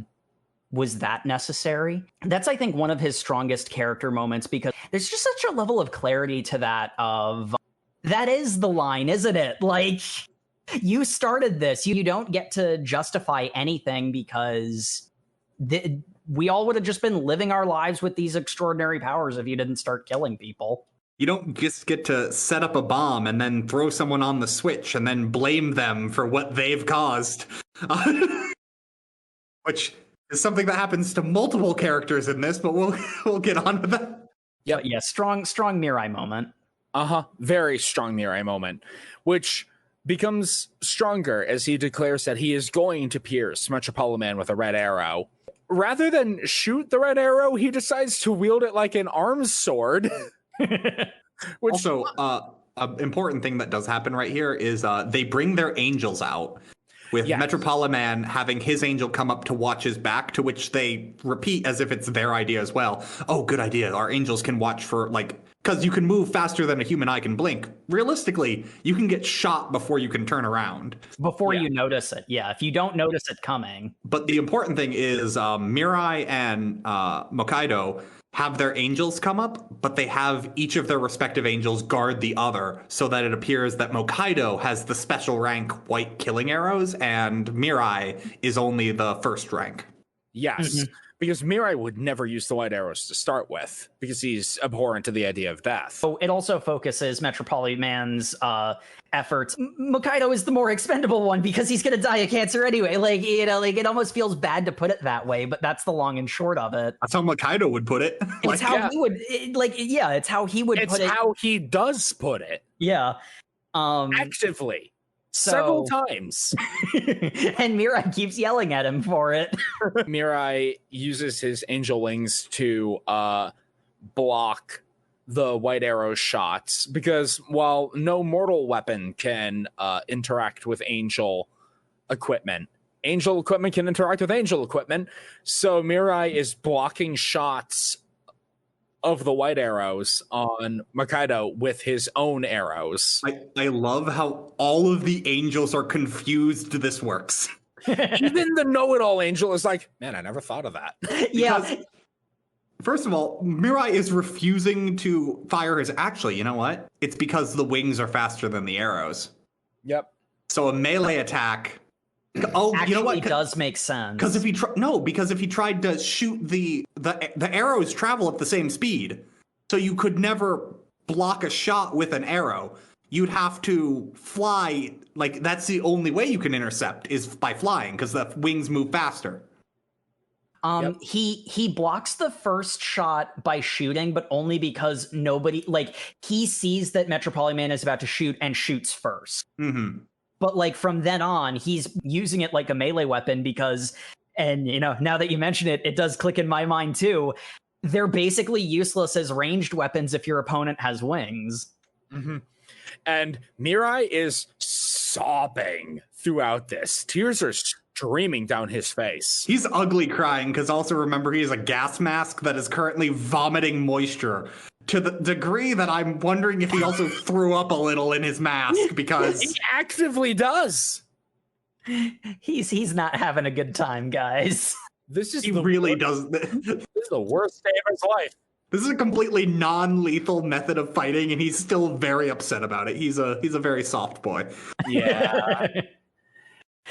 As I said, his character development seeds have been laid, but he's not quite there yet. Yeah, so there's this crazy battle as he's parrying shots from Metropoly Man, and they're having this crazy dance in the air. And Makaido is like, but you can't win like this. You're eventually going to get hit, unless you're just creating a distraction for me. And he uses his wings to teleport behind Metropoly Man, whip out both guns, and gat! The back of the head! Empties 2 clips from a 1911 in his head! Nothing personnel, kid. It is insanely brutal. The only thing that makes it not like going straight to X-rated is Metropoly Man had a bulletproof helmet. Fair. That much we can expect at this point. Yeah. They also expected him to be bulletproof. I'm not mad. I'm just saying. Riding that wave. He empties over 20 shots into this man's head point blank, and it does zilch. Except graze him. Scratches his head, yep. And it breaks the helmet enough that Mirai gets to look at his very handsome face. That's it. That's the extent. Metropoly Man flies away. Yeah, but hey, girl A is dead, so mission accomplished, right, boys? I mean, technically. I mean, yeah, the problem is solved for the time being, and the fact Mirai saw his face is actually huge, but yes, we won't actually know that because Mirai is going through some stuff right now. Every freaking time. He goes into a full PTSD crisis. Mirai's had a lot of PTSD, which is... Like to the point where I almost wish his parents hadn't told him something like that. It's caused him such pain and suffering. And I don't think they ever intentioned him to do this. Yeah, did we talk... I forget, did we talk about the scene with his dad? Because I think that flashback's kind of funny. I don't think we have. Yeah, but I mean, I think it's actually around this time. I thought it happened at the baseball stage, but maybe I'm wrong. No, that's where we got the flashback with his mom. The flashback with his dad happens about now. Yeah, because we flash back to the mom flashback a couple of times. Like we get a couple of different versions of that scene. It does make you wonder what his parents would think of him if. Because what they said is not wrong, and it's something you would definitely tell your young child, with the understanding that as they grow up and develop, that they won't be like stunted like this. So essentially what we do get is that his dad is at they're having a picnic at the park, him, his dad, and his mom. Did he have a younger sibling? I forget. Yes. He had a younger brother. Okay. So he had a younger brother his mom was with the younger brother at that point. So he's talking with his dad and he's just like, hey, mom said that every human's goal should be to be happy. But like, that's hard, right? To always be happy. Like, what should we do in the meantime? And the dad's just like, well, son, I don't know why I'm doing a dad voice, but I'm committed. What's the one thing nobody should ever do? Well, I can only assume murder. Whoa, kid. Whoa, obviously don't murder. We're not even on that level here. That's illegal. You are correct, but I meant more small scale than that. Dude, you're like 6. We're getting into some deep conversation here. No. If you kill people, then they die. I'm a little concerned why that was your first thought, kid. Anyway, in all fairness to the dad, he does have very much of that energy during this conversation that his 6-year-old son asked him a deep conversation he was not ready to have. But Mans literally says, dude, I'm like 35. I'm not old enough to answer these questions. He literally says that. It's pretty great. Yeah. And he's basically like, look, I guess the only thing you can really control over is how you react to things. And like one of the things that the world would probably be better off with if people didn't hate each other as much. That would solve a lot of problems. And you know what you can do as a single individual? You can just try not to hate people. And Mirai went, never hate anybody, no matter what they do. Got you, Dad.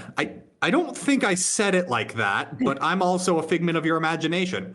Well, I hope my good nature is never abused by my brother in some kind of insurance scheme. Yeah, that would never happen. And I mean, that stuck with me throughout, just in general. Like, he parrots, like, I was told as a child, my parents told me to pursue happiness and to not kill anyone. Absolutely no murder. Murder is bad. And I'm just like, I don't think they ever expected you to be this stunted, though, and to go into meltdowns over this. This is also an absurd life and death situation. Like his PTSD is very warranted. Uh-huh. His PTSD is absolutely warranted, but like it's also very much the case where he's in an absurd situation and people keep pointing out to him that like this is not normal. We have magic powers. Well, yeah, but like I said earlier, if he was the kind of character like Light Yagami, where he had the intestinal fortitude to get stared in the face by an angel upside down and not flinch, we wouldn't be here right now. But he's not. Like, he's a guy. But like the thing is that really brings home like why he feels this way is during this episode he basically comes down to grips with people are saying, hey, you've got white arrows, you could have killed him. Yeah. Is what he could have killed Metropolitan. He could have. He had the opportunity and he didn't do it because at that point Metropolitan was not sure they had white arrows. They must have, but they didn't use them for some reason. So he thinks we get from his little scene in a little bit that he thinks they must have somehow tricked him or that he must not have a Spec Ops angel is the only way that makes sense because he would instantly use his white arrows. So why would no one? Because that's his big flaw is he assumes everyone always comes to the table a chess grandmaster, where some people are just willing to flip the board. It's one thing to be told you're in this crazy, wacky situation where you need to act a bit more than what you are, but ultimately he can't. He's a repressed child with I don't even have a vocabulary word for how bad his depressive syndrome is, who is clinging to a platitude from his dead mother as his sole reason for life. I mean, okay, yes, but I think taking his entire philosophy as that of a repressed child is probably being a little dismissive of it. I'm being a little reductive for the hyperbole, but yeah. He does format it into like a mantra that makes a lot more sense of like because everyone around him is telling him, no, murder's okay in this extenuating circumstance. And he's just, Mirai is of the opinion, no, it's never okay. Mm-hmm. It is a hard line. And A fair point. I concede. yeah, and he explains it, and like he levels it up, and like lying's bad, and people can lie all the time, and people can lie to me. I don't want to lie. I don't want to be a liar. I would rather be lied to than lie. I'd rather be stolen from than steal. I'd rather be bullied than bully someone. I would rather be murdered than be a murderer. And fair. That is a completely valid way of life, in that you think that things are wrong. The circumstances not at all related to it. Things are wrong because things are wrong. Yep. And other people can do wrong things, but that is not going to make me do them. That's not an excuse to do wrong things yourself. Yeah, and I think maybe as a way of like bringing this all back around, the important thing worth noting is Mirai can't like just start sobbing and freeze up in a life and death situation. His philosophy, his ideals, his moral compass isn't what's wrong. It's he needs to develop, strength relative to that to be able to live up to those ideals in this circumstance. That's where his character growth is headed. Like that is the path that he is on. And over the course of what we read, we are seeing the steps on that journey. But the one thing that does happen is this strength of character Mirai displays in like bringing this philosophy to words. That shakes Saki to the core. Oh yeah. And she needs to leave the room because she cannot handle what he just said. We don't get told why, but we will be told why. We will be told why, because we go into my personal favorite section of our reading. I need go into the doctor because that's pretty funny. Not quite that. Don't worry. Yeah, no, don't worry, kid. I won't kill any more non-god candidates. All right, doc, you're done shooting my head wound? Okay, cool. Oh my wamo. Love how he monologues to the doctor. I had a second bomb. I won't kill any more candidates. Both of those were lies. Stab. That kills the doctor. He's just becoming a hyperbolic villain. Oh, like, he just is. He is one monologue about new types being the superior gene from being a Gundam villain. Yep. Yeah. How reasonable is that? Hold on, guys. Maybe in the later chapters it's gonna get there. Hold on. Just saying, if they get mech suits. I'm done. Oh my god. But anyway, he after getting healed, we do get the next. I guess it's a sub arc because technically all of this is only halfway through the Metropoliman arc. I would argue if your arc is like 80 chapters long, maybe you can subdivide it. But hey. But yeah, we get into Saki's backstory, which I love how this was done. And when I said earlier, I felt like the first chapter was trying to have its cake and eat it too. But it did the same thing better later. I'm talking about this. Because, like, I've been enjoying riding the wave of Ham, and honestly, the places I've had the least fun with Platinum's End is when it tries to take itself seriously. I hate to put it that way, but that's how it shakes out. But, like, this is such a beautifully done character moment. Because, especially juxtaposed with Mirai's very fairy tale-esque, absurd level of suffering that he's gone through, Saki's suffering is so personal and so real. And here's this character that we have had standing in the background, barely ever saying or doing anything. She's always been present, but there's always been a hollowness to her. Even her angel doesn't understand why she gave up on life. In fact, she even claims to her angel that she wasn't going to kill herself. It was in late autumn. It was in March. Yeah, it was in March. It was like in late winter, early spring. She was going to throw herself into the ocean. And she was just walking into the ocean. And that was when Revel came to her and gave her a second chance. And she even denied that she was going to go kill herself. Like, Revel doesn't understand why she's so depressed. And we find out here that something that we had known about Saki all along is that her and Mirai were childhood friends. When Mirai went to live with his aunt and uncle, like they didn't bathe him, like, and they would like throw literal garbage on him. He was always depressed, he was always dirty, he didn't have anything, and kids being kids, pick on people. It's pigsty. And the thing that Saki couldn't stand, we get a little flashback of Saki and Mirai. Mirai finds a 4-leaf clover and gives it to her that she still has. And a yellow ladybug landed on it. Saki says to Mirai that we'll always be friends, but she didn't have the courage to stand up to the crowd bullying him, and she joined in.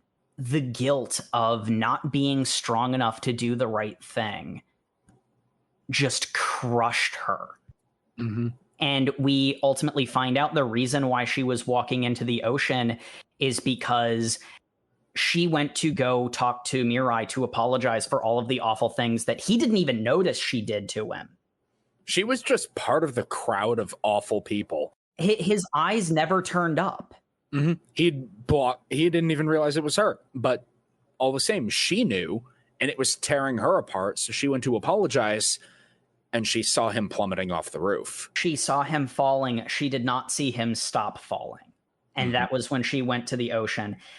And like, that is such for all of the wacky, stupid nonsense that this series gets up to, that is such a real type of guilt and grief and suffering. Not to say that I've ever experienced that specific kind, but like I've mentioned in other episodes, I've dealt with depression before. I kenned with that. I know what that feeling is like. All of you here, my 3 fellow co-hosts, you're my friends and I love you. You, our dear listeners, I love you too. Stick around. Notably, you are not our friends. That is unfortunately how parasocial relationships work. Yeah, It's okay, listeners. You are my internet friends. I appreciate and love you all. We have a parasocial relationship in which we are not direct friends, but at the same time, you are fellow human beings, and I care about you in that regard. So I love you. The part to me that it's like I saw this coming as like Saki is confessing this to Mirai. There's a fun bit where I wanted to talk about the fun bit, and then you immediately dove into the serious part, and I'm like, oh well, when does this happen? There is a fun bit where Nasse ushers Revel out because it's like, oh, they're gonna sleep in the same bed. Well, because specifically that's what Saki requests is like, hey, well, first of all, the art style becomes a Junji Ito manga. For a quick second, because Mirai is asleep in the corner of a room somewhere, and Saki walks in and says, Mirai, will you come talk with me about something important? And it's a straight Junji Ito shot. We need a chapter end that gives us some ambiguity, but then it turns out what it says is, I want you to sleep in the bed with me tonight. Also, the angels have to leave. We have to be alone. And Revel is not happy with that because there is a strong ship between Revel and Saki that he is it's one-sided. He's into it. I don't think she notices. Saki's very innocent. It's at this point that we learn that Revel is a massive prude, yes. Nessa's not. She's like, yeah, that's normal. She's on board with this. Yep. Yeah. But, well, it's something that Mirai has wanted. Yep. And in all fairness, they do cuddle in the bed for a bit. It's cute. It's very cute. Yes, it's cute and innocent. Unfortunately, the cuddling in the bed was under false pretenses as Saki.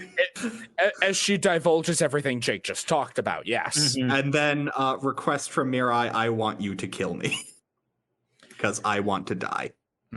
An important thing to note here is that throughout all of this, Nasse, with her purity and innocence, has been she's got like insight plus 20. She's really great at noticing lies. Lie detecting, because unfortunately there's an insight angel, so... Yeah. If she can see your face, she can tell if you're lying or not. Except she can't tell if Saki is lying. Something about her is too enigmatic for even Nasse to figure out. Saki's wearing a mask. She's secretly a robot. So Mirai is like, oh, you want me to kill you? All right, hold on. Let's go out on the balcony. We'll bind our hands together. Let's fly up into the sky. We're just going somewhere. And by the way, I'm dropping you. No. Well, they fly up in the sky, and Mirai drops her before catching her by the hand. And notably, their rings do not bind together. So his wings are not her wings. Yeah, he undoes his half of the binding because it's... Yes. You bind on both sides. If she lets go, she will fall. She will die. And Mirai says specifically to her, I'm not going to kill you, but if you want to die... No, this is my favorite part. He doesn't say that. Oh my God, that's right. The angels narrate what he's thinking the entire time. I forgot. Because they read it on his expression, yes. And to be fair, again, because I freaking love this section, that is plastered all over his face because the art is spectacular and that emotive. This entire sequence of them flying, I knew every beat that was going to happen, and like, what a level of catharsis. Like my seeing it coming only made it better. Yeah, no, that's how you know when you've got something potent, because you can see it coming, you can feel it, you've noted it through the nature of the story, and it still hits. And that's what this is. I kind of didn't even really pay that much attention to the angels commentating because the art really carries that scene. It's halfway between she can't hold herself up because she's holding, her entire body weight by just one hand, but also like she has given up on life. Like getting the red arrows wasn't enough to make her, give her a will to live again. And she starts to slip. And when she's just about to hit the point of no return, she like leaps and grabs with both hands onto Mirai's arms. Mm-hmm. She initially does let go at some point and then immediately like latches back on. Yeah, the important distinction though is she does make the decision to die and then immediately takes it back. Yeah. And the thing about it is that's the easy way out, and that's not taking responsibility for the wrong that she did to Mirai. The understanding that like, I did this wrong to you and me dying is just going to be another selfish wrong I'd be doing to you. After seeing a so well crafted, so realistic level of human suffering that she's gone through, and having Mirai, like this is another one of those cases where it's like, Mirai isn't wrong. He needs to grow. He needs to be stronger, but like his caring for life is a truly admirable thing, because he wasn't going to let her drop. Mm-hmm. We only know that because the angels tell us that. We don't know is the big thing. Like that is actually left a little ambiguous. It's left ambiguous, but I think it's safer to read that he wouldn't have actually let her drop. But like, and it's that life-threatening moment of adrenaline that breaks through all of her own preconceived notions and awakens the way she truly feels. It's presented in this ridiculous way of angel-winged childhood best friends and this ridiculous circumstance, but ultimately it does come down to, when the moment itself is on the line, do you want to die? Like, but that's the big thing about Saki, is her entire life has been following the crowd, doing what is ever easiest. Mm-hmm. And the guilt that she was like, her way of suicide was wandering into the ocean, which is, as far as things go, that requires very little, like, it's not the same thing as jumping off a bridge or like things that require a sudden push of effort. It's something you can slowly wade into. Yeah, it's just keep going until you don't have to swim anymore and you drown. Yeah, and like the whole thing is what she wants to stop feeling guilty. So her solution to that is, I know if Mirai kills me, that will let him get revenge and I won't have to deal with this anymore. I want someone else to take care of my problem for me. I want to do whatever is easy. And every time we've seen her, she has been listening to what Revel tells her to do. She has been listening to what everyone tells her to do, just so she can just go with the flow. Again, I don't see why he likes her. There's no, like... The thing that you got to recognize about these characters, and this is actually another really brilliant moment, Mirai basically stopped interacting with the world when he went to his aunt and uncle, and that is when Saki turned into the way that she is. Or he stopped interacting with the world once they flipped, because remember, they were all smiles and happy, like, once it happened, like, oh, you poor thing, and then once they got the money, what they wanted, they're just like, oh. Like Mirai idolizes the past. Mm-hmm. And the last time he was happy, he was with her. He was with her, yep. Which, in all fairness, that probably diminishes their relationship. Yeah, it puts an unfair burden on her because he's idolizing someone who doesn't really exist anymore. As far as we're talking about unfair burden, she did ask the pacifist to kill her, so maybe we can even out here. I mean... That's the thing, though. These two kids aren't well. No. Yes. They're yes. That's this entire manga. The big thing is, though, is when she finally makes the decision to let go and immediately regrets it and fights to hold on. That is her choosing to live. That is her taking a step and taking initiative in something she wants. Yep.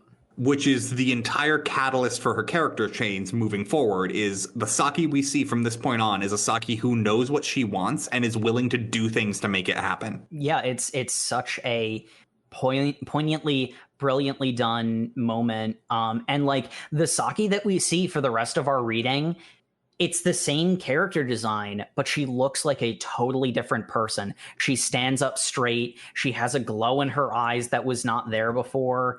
And she's not okay still. You know, for her of life is there. It doesn't take one, angel wing, stunt to solve nearly an entire life's worth of trauma, but she's willing to put in the effort to make things okay. And I would be remiss after all this very serious Saki talk. There was a scene in the middle of this whole thing that, while for a discussion point, I'm glad we removed it, but it's very funny because Nanato goes home to his very pregnant wife. Yeah. Okay. Yeah. This was an important moment of levity because this could have gotten much darker than it actually was, and it's already about as dark as it gets. It's like 2 chapters, and these are pretty hefty chapters. You needed to break it up. Like, yeah. As much as I am wholly in the moment right now, like, this is something I feel super passionately about and want to scream at right now, but like for the sake of our dear listeners, I shan't. I love this moment with our dear cancer dad. Because he has that scene you get with like any like it's Madoka? Madoka?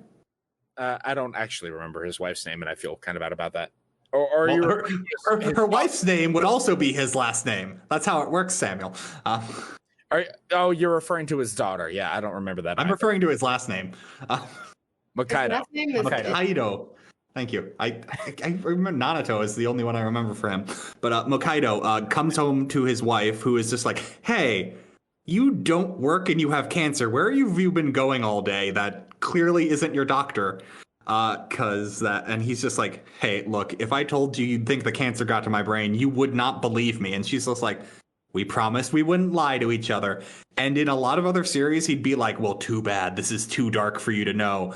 No, my man, Makaido, he pins her to the wall. And he's just like, look, I'm hanging out with some teenagers to fight a great evil that will ruin the world. I want to get rid of it before I'm gone. And she's like, that makes no sense. But don't you love me and believe me? And she's like, I mean, yes. And he's just like, cool, I'm going to bed. I'm very tired. Gets to the top of the stairs, turns around. Hey, did it turn you on when I pinned you to the wall? Yeah. I love this guy. I mean, it's called the Commodore, and it's basically like something that is present in a lot of like dramas, when the guy like gets all serious and solemn and just like slams on the wall, and it's just like, hey. It's an exceptionally serious moment that breaks off into being a cute, kind of sexy moment, and those are my favorite in any form of fiction, so... And very needed with how heavy it got. I love the look on her face. I love the look on her face, like she's so confused. Like there's that like little tinge of yes, but what just happened? Did you just tell me you were fighting crime with teenagers? I'm kind of it's kind of hot, but like what? Anyway, speaking of kind of hot, but what?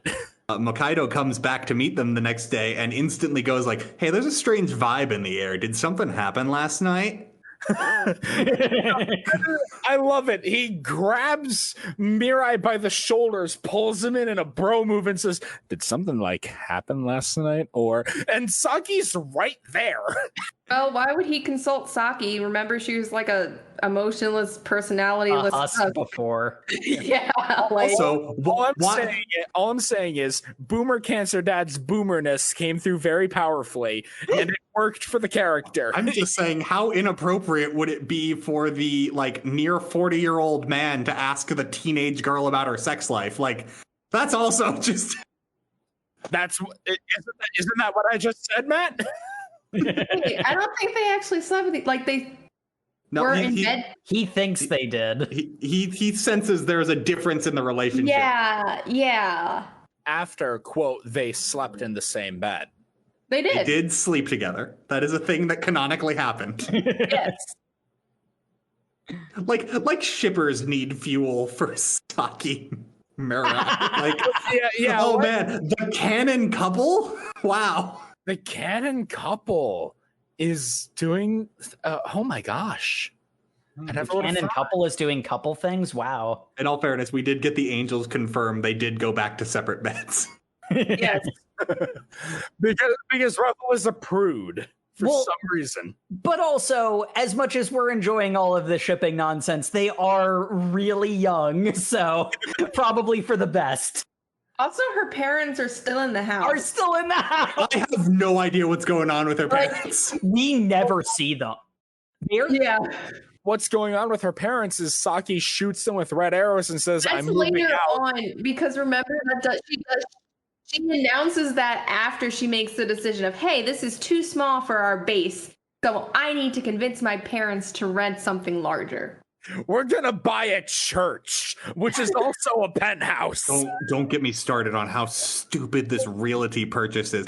It is the penthouse floor of an apartment building that is a park with a like traditional European church on top that is just available for sale. And they thought that this, while they're being actively hunted, was an inconspicuous thing to do. I mean, it's too in plain view. It's too outrageous. So obviously, the villains aren't gonna think kids are this dumb. Aren't gonna look there. No one's gonna look for angels in a church. It's so obvious. It has to be hidden, right? Yeah. Look, I think we know where Saki's parents went. They drowned in the ocean of ham that this series is, when it's not that one really, really impactful scene. Also, apparently, this was just recently listed on the market, was another thing I thought was hilarious. Yeah. Like, this was a new listing. Yeah, no, my favorite part is that Saki goes, so I don't have wings, so I'm also going to have to, like, buy the apartment below it, and I'll just ride the elevator. Because she can't get into the building without she owns the penthouse, though. It doesn't make a lot of sense. And all I can think about is how financially her parents are surviving. We don't know anything about that. She has the eat the rich moment where she says, I'm just going to shoot some trillionaires with the red arrows so that they give me money. Girl after my own heart. The second you get any form of power, you need to, you need to empower the proletariat and consume the bourgeoisie. The second you have supernatural powers, you eat the rich. Yes, very good. Sam, I'm not saying supernatural powers. I'm saying any form of power. Immediately claim the means of production. Buy an ugly, like, just buy a church on top of a, like, whatever. Saying, did you get made shift manager at your job? Immediately seize the means of production. Those are your whoppers now. So Saki shoots Jeff Bezos with an arrow and buys a new base for the crew. Yes.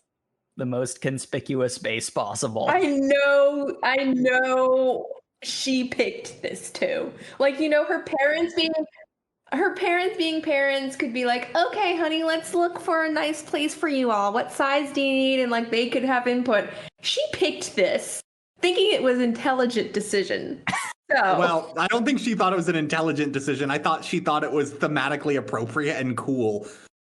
Like, yeah, there wasn't a lot of thought put into this. We see her gushing over the realty listing. Like, this happens on camera. Because she's a basic high school teenager. Yep. That's why. Anyway, as long as everyone has a new lease on life, they talk about how they need to get her some wings. And the immediate question of, well, we could just murder somebody with wings. And they're like, ooh, that's, I don't really like the idea of dead people wings. To which Revel suddenly goes, wait a second. What if I became a super genius and ranked up to a different type of angel? Then could I give you wings? And then Barrett, the super genius angel, is just like, you could. I'm no longer the special ops super genius angel, so if you do a lot of studying, I'm sure you could do whatever. I don't care. And then Revel's just like, yeah, I'll totally do this. And Matt reading this is on like... the whole thing they've done this entire time. Matt reading this is just like, he is never going to rank up. But, he's trying to level up so that his GF can level up. Yes. I'm shipping them. I don't care. But we get a cut scene in because apparently there's been too much happiness with all this property buying and new leases on life where one of Makaido's PIs has been found by a dude with a katana, specifically a Masamune katana. Okay. I feel like your reaction to this scene, Sam? Okay, a hot character with a sword showed up, and I'm like, ooh, yes, very good. And then I read literally the next page, and I said, oh, they're a walking metaphor for the ugliness within, aren't they? Mm-hmm. Okay. And I felt very uncomfortable for the rest of the reading. Are you happy? Yes, I am very happy, because as soon as I read that, I'm like, oh, poor Sam. I got to this next part. I had to put it down for a bit. Because we get back with main man Cancer Dad. He is talking with his family, and his little girl says, hey, Daddy, you already made the dress for my next piano recital, right? And he's just like, yep, I'm almost done. And then she goes, but I'm still too young for a wedding dress. And he just looks at her like, oh, no. Oh yeah, I like this really broke my heart. I'm just like, oh, yeah. Poor baby. Yeah, because he goes, well, yeah, you weren't supposed to see that. Despite the fact they're in the same room. They are both in his workshop. To be fair, she wasn't supposed to see the recital dress either. Yeah, but she's a little kid. She's gonna find it. Yeah, that's true. But basically what he has done is because he knows he's going to die soon, he is working on a very elaborate wedding gown for his daughter.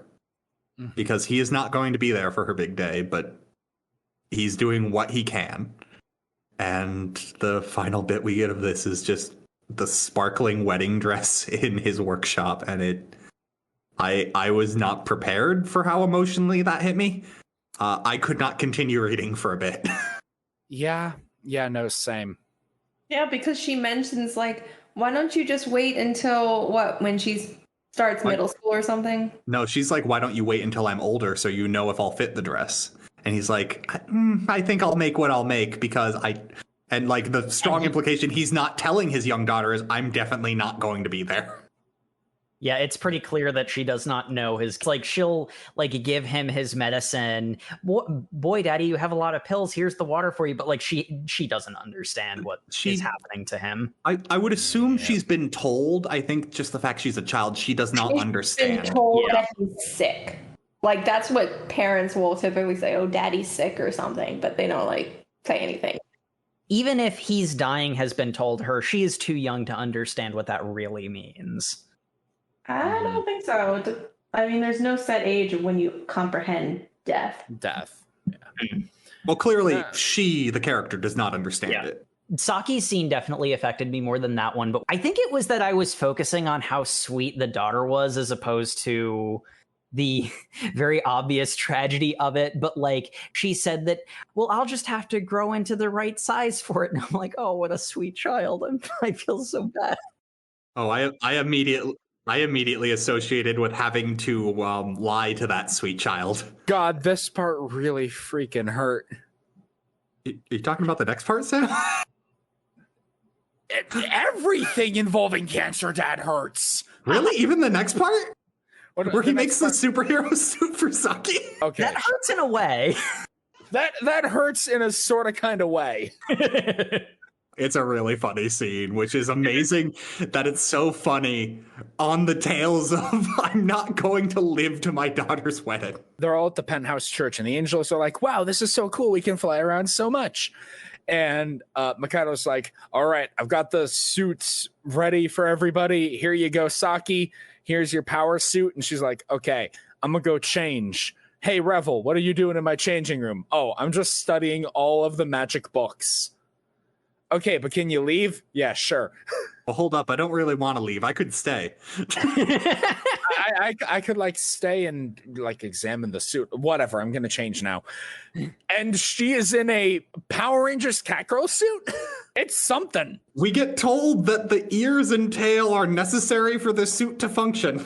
So, I mean, to be fair, tail aside, the suit looks cool with the visor down. Like, it doesn't look weird with the visor down, but the fact that it has a tail and when the visor is up, it looks very much like cat ears. Like, wow.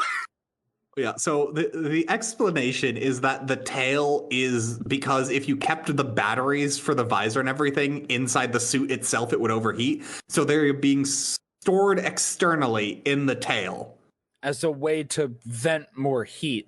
By the way, the reason this thing is generating so much heat and needs so much power is because the fibers of the suit react to her movements in order to enhance her musculature because she's not very strong.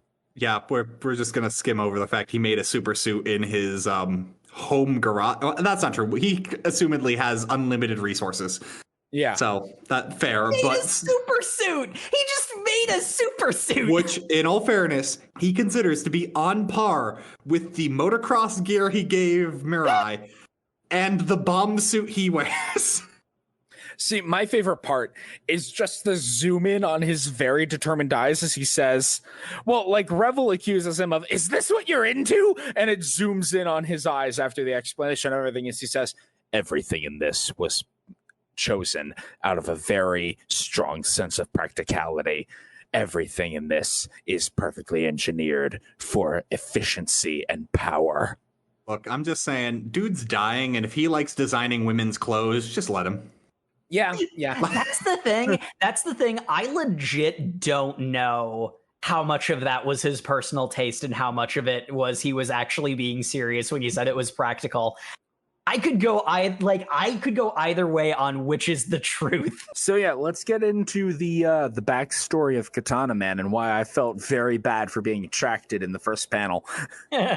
Well, first of all, what happens is they are going to investigate because Cancer Dad finds out that through DNA analysis of the blood at the crime scene, and also the fact that there was a doctor who died of heart failure, but no other suspicious things, which screams Death Note, or in this case, a white arrow. So they're going to investigate him, but on the way there, a red arrow is returned to Mokaido, who instantly goes, oh no, that means someone I had under my employ died. Oh no, that means they might have been able to track me to my home. We're making a detour. And they go to his home as some familiar to the audience individual is leaving the house. Also, his wife was not picking up the phone, is another. The big thing is Mirai instantly takes out to attack the guy with the katana. Whereas Mokaido flies into the house, cannot find his wife or child, and opens the room to his workshop to see the wedding dress he made in shambles. Yeah, it's horrific. It's I believe at this point that we get the backstory. After Mirai red shots him without hesitation, although he flies away. But yeah, his Nasse is impressed that he did not wait to attack him. He did what needed to be done immediately. Mm-hmm. Unfortunately, he's a god candidate and could fly away. Yeah. But then we kind of awkwardly just cut straight into a backstory for this character we don't know a lot. We've not seen the manga do this at this point, but the next chapter is literally just his backstory. Mm-hmm. Let me explain to you what this character's deal is. He's about as thin as all of the other villains, but again, I'm enjoying riding the wave of ham. His deal is he was uggo as like all the time from birth. It's weird because they almost do an incel thing with him, but then not. It's very much, he is an incredibly ugly child who has no money, and like he's a very poor version of circumstance. He lives under a bridge, apparently, in like a homeless camp where he comes home from school one day. He's in his like high school or middle school, probably. High school, I think. That's the uniform he's wearing. To find his mother has hung herself. Unable to deal with his grief because basically he's almost nonverbal. He has a lot of trouble talking because people have just never talked to him. So he does not put words together very well. He stammers in every speech bubble. Yeah, one of the things, no one talking to him, like he has no friends at school. His home life wasn't any better. One of the like quick insert shots is we get the classic "I regret giving birth to you" line thrown in on the pile that this character has to deal with. Yep. Mm-hmm. So, but still, that's the only person in his life. So when he sees his mother has hung herself, he takes her down and basically throws himself in the same noose.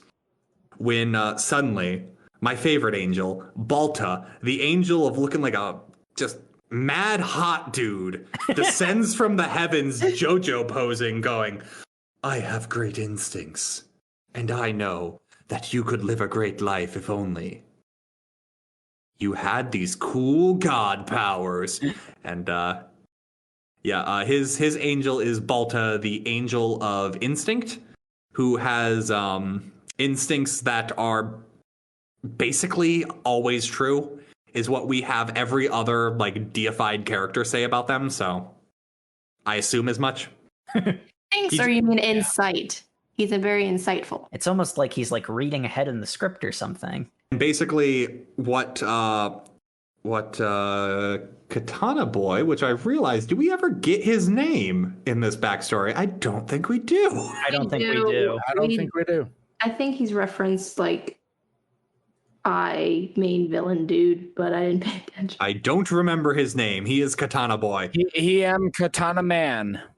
Unless he introduced himself to main villain dude, no, because main villain dude doesn't care. Anyway, let's get through Ugly Boy's backstory, because this does. He's uggo. Have you figured it out? Yeah, and he wants to kiss a girl. So he's basically like, "Oh, cool, these arrows make people love you? That could work for me. I've desperately needed someone to love me my entire life," which, fair. That is something he has desperately needed. Unfortunately, when he shoots some girl at his school, and he asks to kiss her, and he does, he gets repulsed at his reflection kissing her, and he's also not on board with the situation at all. Yeah, he like shows a spark of morality of like, hey, this is wrong. This isn't real, is really what it comes down to. He wants to actually be loved, and that fake nonsense was not it. Which was when I heard that, or when I read that, I was really taken aback of like, yeah, that's a turn in the right direction. Maybe some acting classes, some speech classes. I don't know how smart he is. Maybe he can. Whoa! That sounds like a lot of effort. What if I just got a lot of plastic surgery? So he gets a lot of plastic surgery, and then he is hot. Which Very is the hot. point, which is the point where he becomes hot and confused me, and I am angry now. Yeah, he even gets the receptionist at the clinic all hot and bothered. And thick receptionist is like, damn, you're a real stud.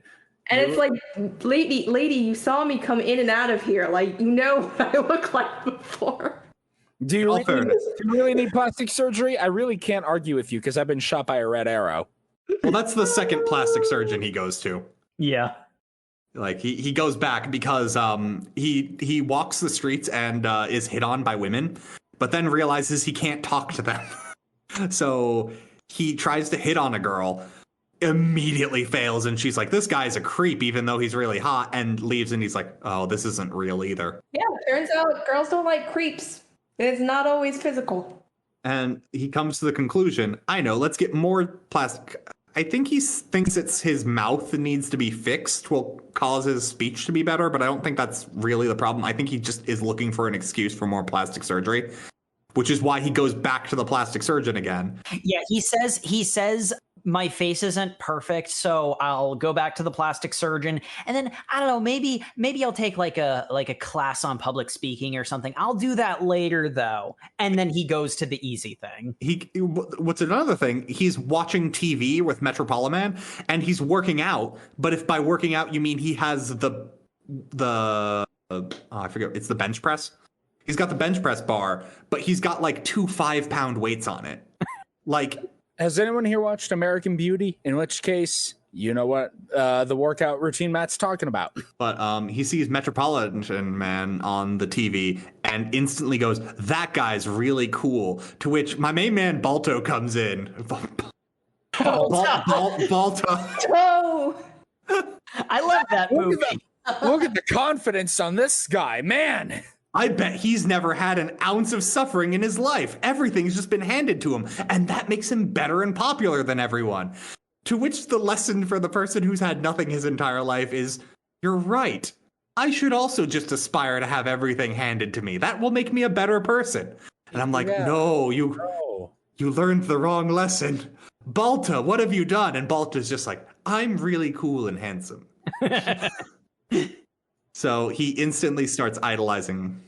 Balta is, I'm really cool and handsome, pulls out bag of popcorn and starts, because that's his real goal here. He's bored. But no, Metropolitan is this dude's hero. So he goes back for the second plastic surgery. And then finds out, because obviously you can't afford to pay for this. He has no money. He's like I almost did mind controlling. No, he's love arrowing these people. And this woman just spills the beans about how the grandson of the Josu Corporation came in, and he's just like, but he must be ridiculously handsome. What could he possibly need plastic surgery for? And she's like, I really shouldn't tell you this. I got paid a lot of hush money, and also a completely normal thing in this universe. My client threatened to kill me if I told anyone. You know what? I love you too much. I'm just going to say it.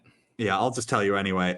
He wanted to know if there was a way to keep a dead body looking in its perfect state of youth forever. Weird, right?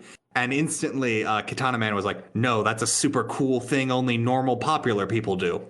That is the strand of logic he follows, isn't it? If you can call it logic. But he does find out that the school this boy goes to, from which he instantly goes in and love arrows a girl to go bring a message to Kaneda. I just realized, did we skip over the scene where his friend has a nervous breakdown over the fact his That is actually this scene. These happen at the same time. No, these happen at the same time. No, this they reference this again, but no, we skipped over the bit where it cuts back.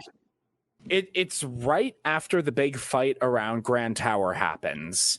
Because he comes back to class with the headband on. With the bandage on his head. And everyone's just like, yes, that wound makes you look more cool. And Red Hair Boy goes, wait a minute.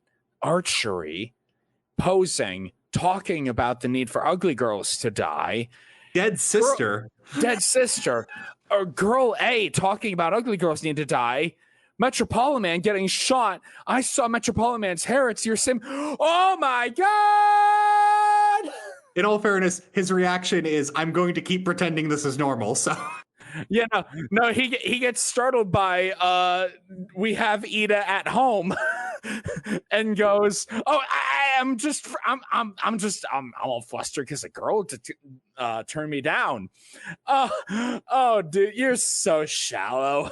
If I recall correctly, what happens is he has a no, it couldn't be moment right after the battle at the tower, and then this second one is where he has like the existential freak out. Because the girl that Katana Man red arrowed delivers the message and starts to walk away. And so Metropolitan red arrows her and just murders her in front of everybody. Yeah, just murks her. Oh my god. Because he's not going to risk anyone knowing him.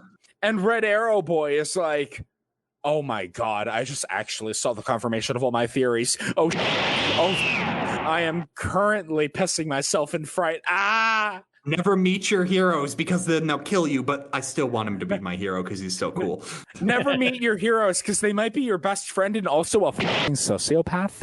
I thought you were talking about Katana Boy, but were you talking about best friend? No, I'm talking about best friend Red Hair Man.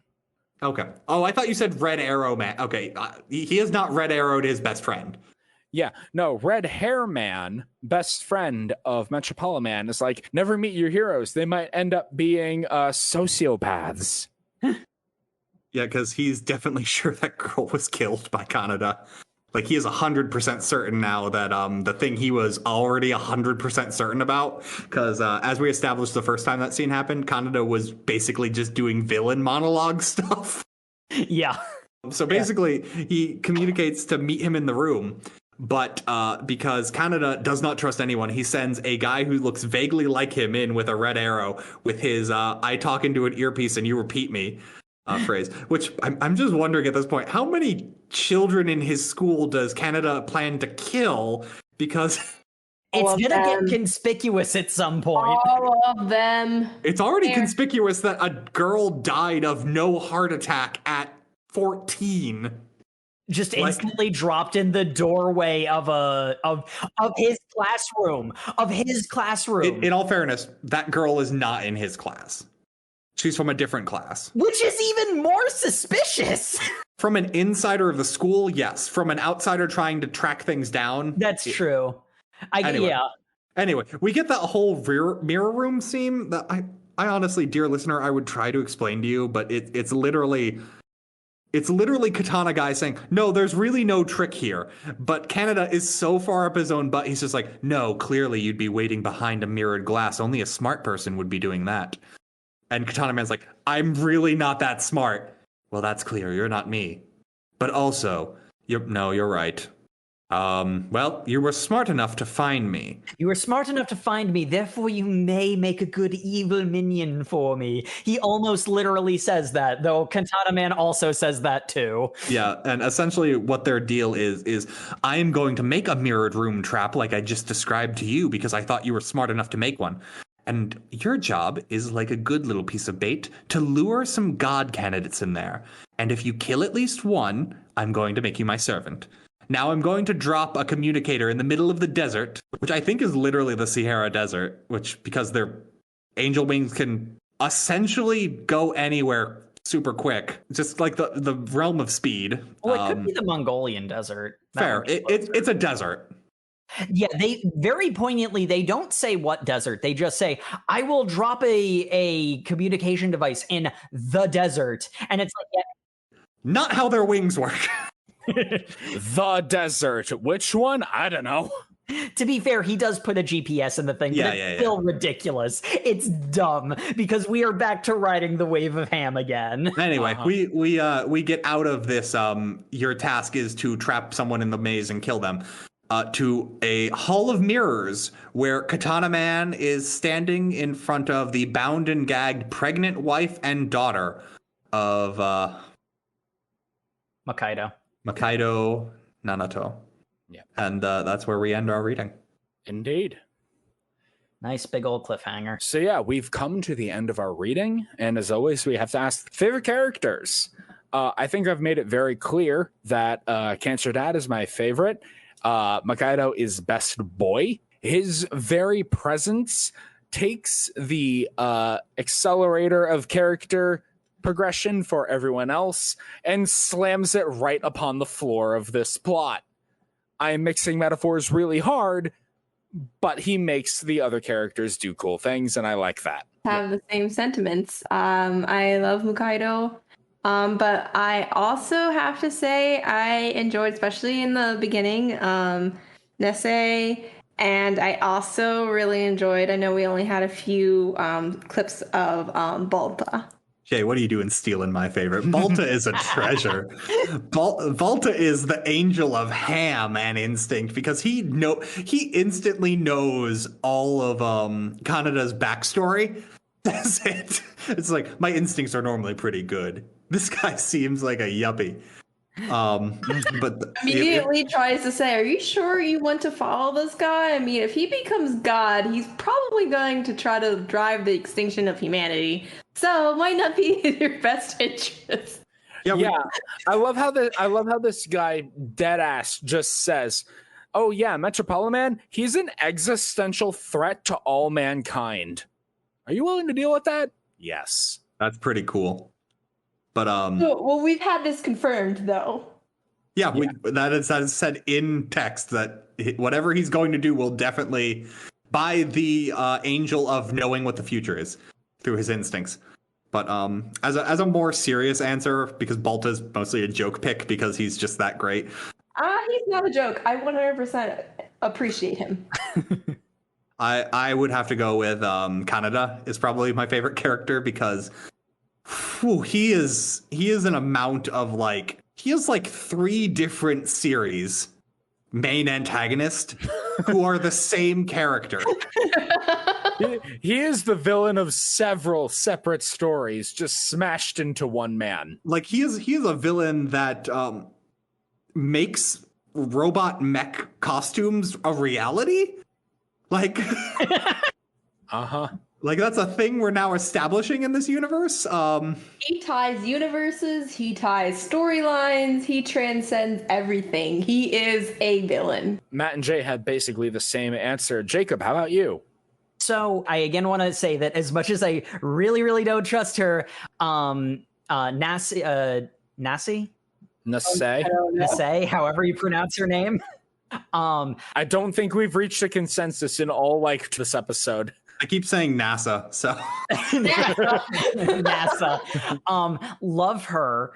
And again, I joked about her being a supervillain, but like I don't trust that she won't trick Mirai into doing something he doesn't want to, with what she sees as the best of it. Like she's such a spooky character. Like you watch her and you're like, is she up to something? Yeah. She's airhead, Kibui. Yeah. She's airheaded, but she's not dumb because there's several. Like Rebel did the same thing where he underestimated her and said, "Oh, she's so naive. She doesn't know anything," and then she ends up like reversing the situation for the better. Mm-hmm. And Jacob, I think you're confused. I made the same mistake early on. They're angels, not ghosts. I know they're all white. It's very confusing. I was scared a little too. I was like, "Oh no, there's so many ghosts in this manga," but they're angels. So she's great, and oh man, Cancer Dad's spectacular. But like the character that I felt the most attachment to is Saki, because like the journey she went through in 2 chapters, and like granted they're long chapters, like they're worth like 2 or 3 of most other mangas chapters, or at least other things in Shonen Jump. In such a short amount of time, the journey she went through really had an effect on me, and like seeing her in such a better place. She's not on the other side, but seeing her in such a better place really endeared me to her. Mm-hmm. Because like she did awful things, but she's now at a place where she's going to do whatever she can to make up for that mistake. And like, I appreciate that. I aspire to that. So Saki is definitely, the character I am most attached to with the story going forward. But like most of the cast is great. Like, I mean, some of the villains are a little bit thin, but like, come on, Metropolitan Man.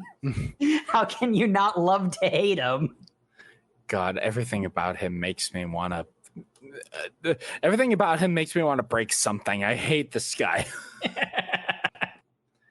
So next up, anyone got any plot predictions for where you think this series is going to go?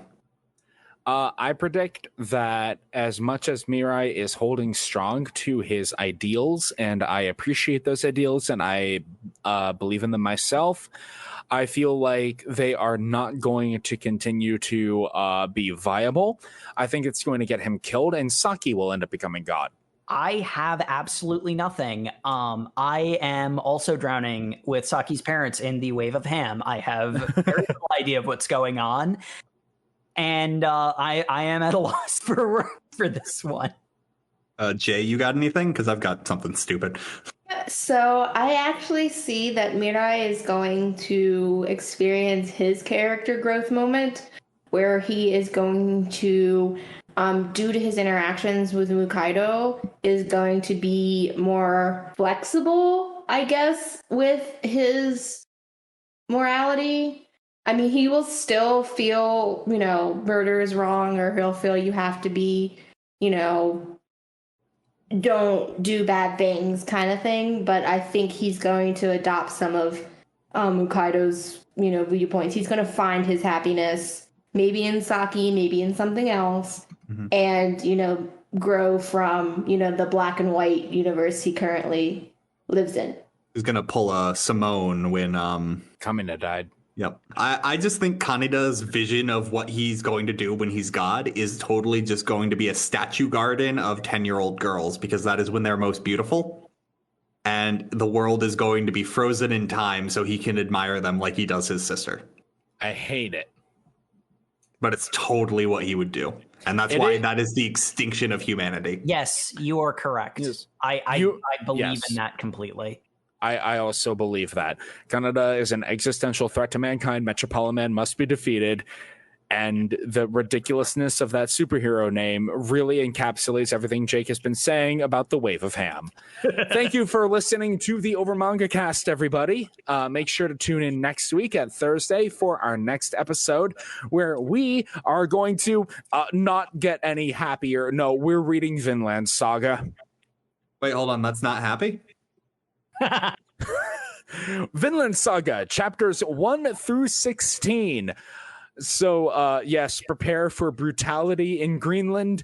Make sure to follow us on all of the social medias where we are at OverMangaCast. And, of course, to like, comment, and subscribe everywhere that those are things that you can do, most notably on Red Circle, which is where we host our podcast directly. And to shoot us a review, let us know what you're thinking. I can't guarantee we'll agree, but I will guarantee we will listen. Good night, everybody. Yep. Good night. Good night, everybody. Good night.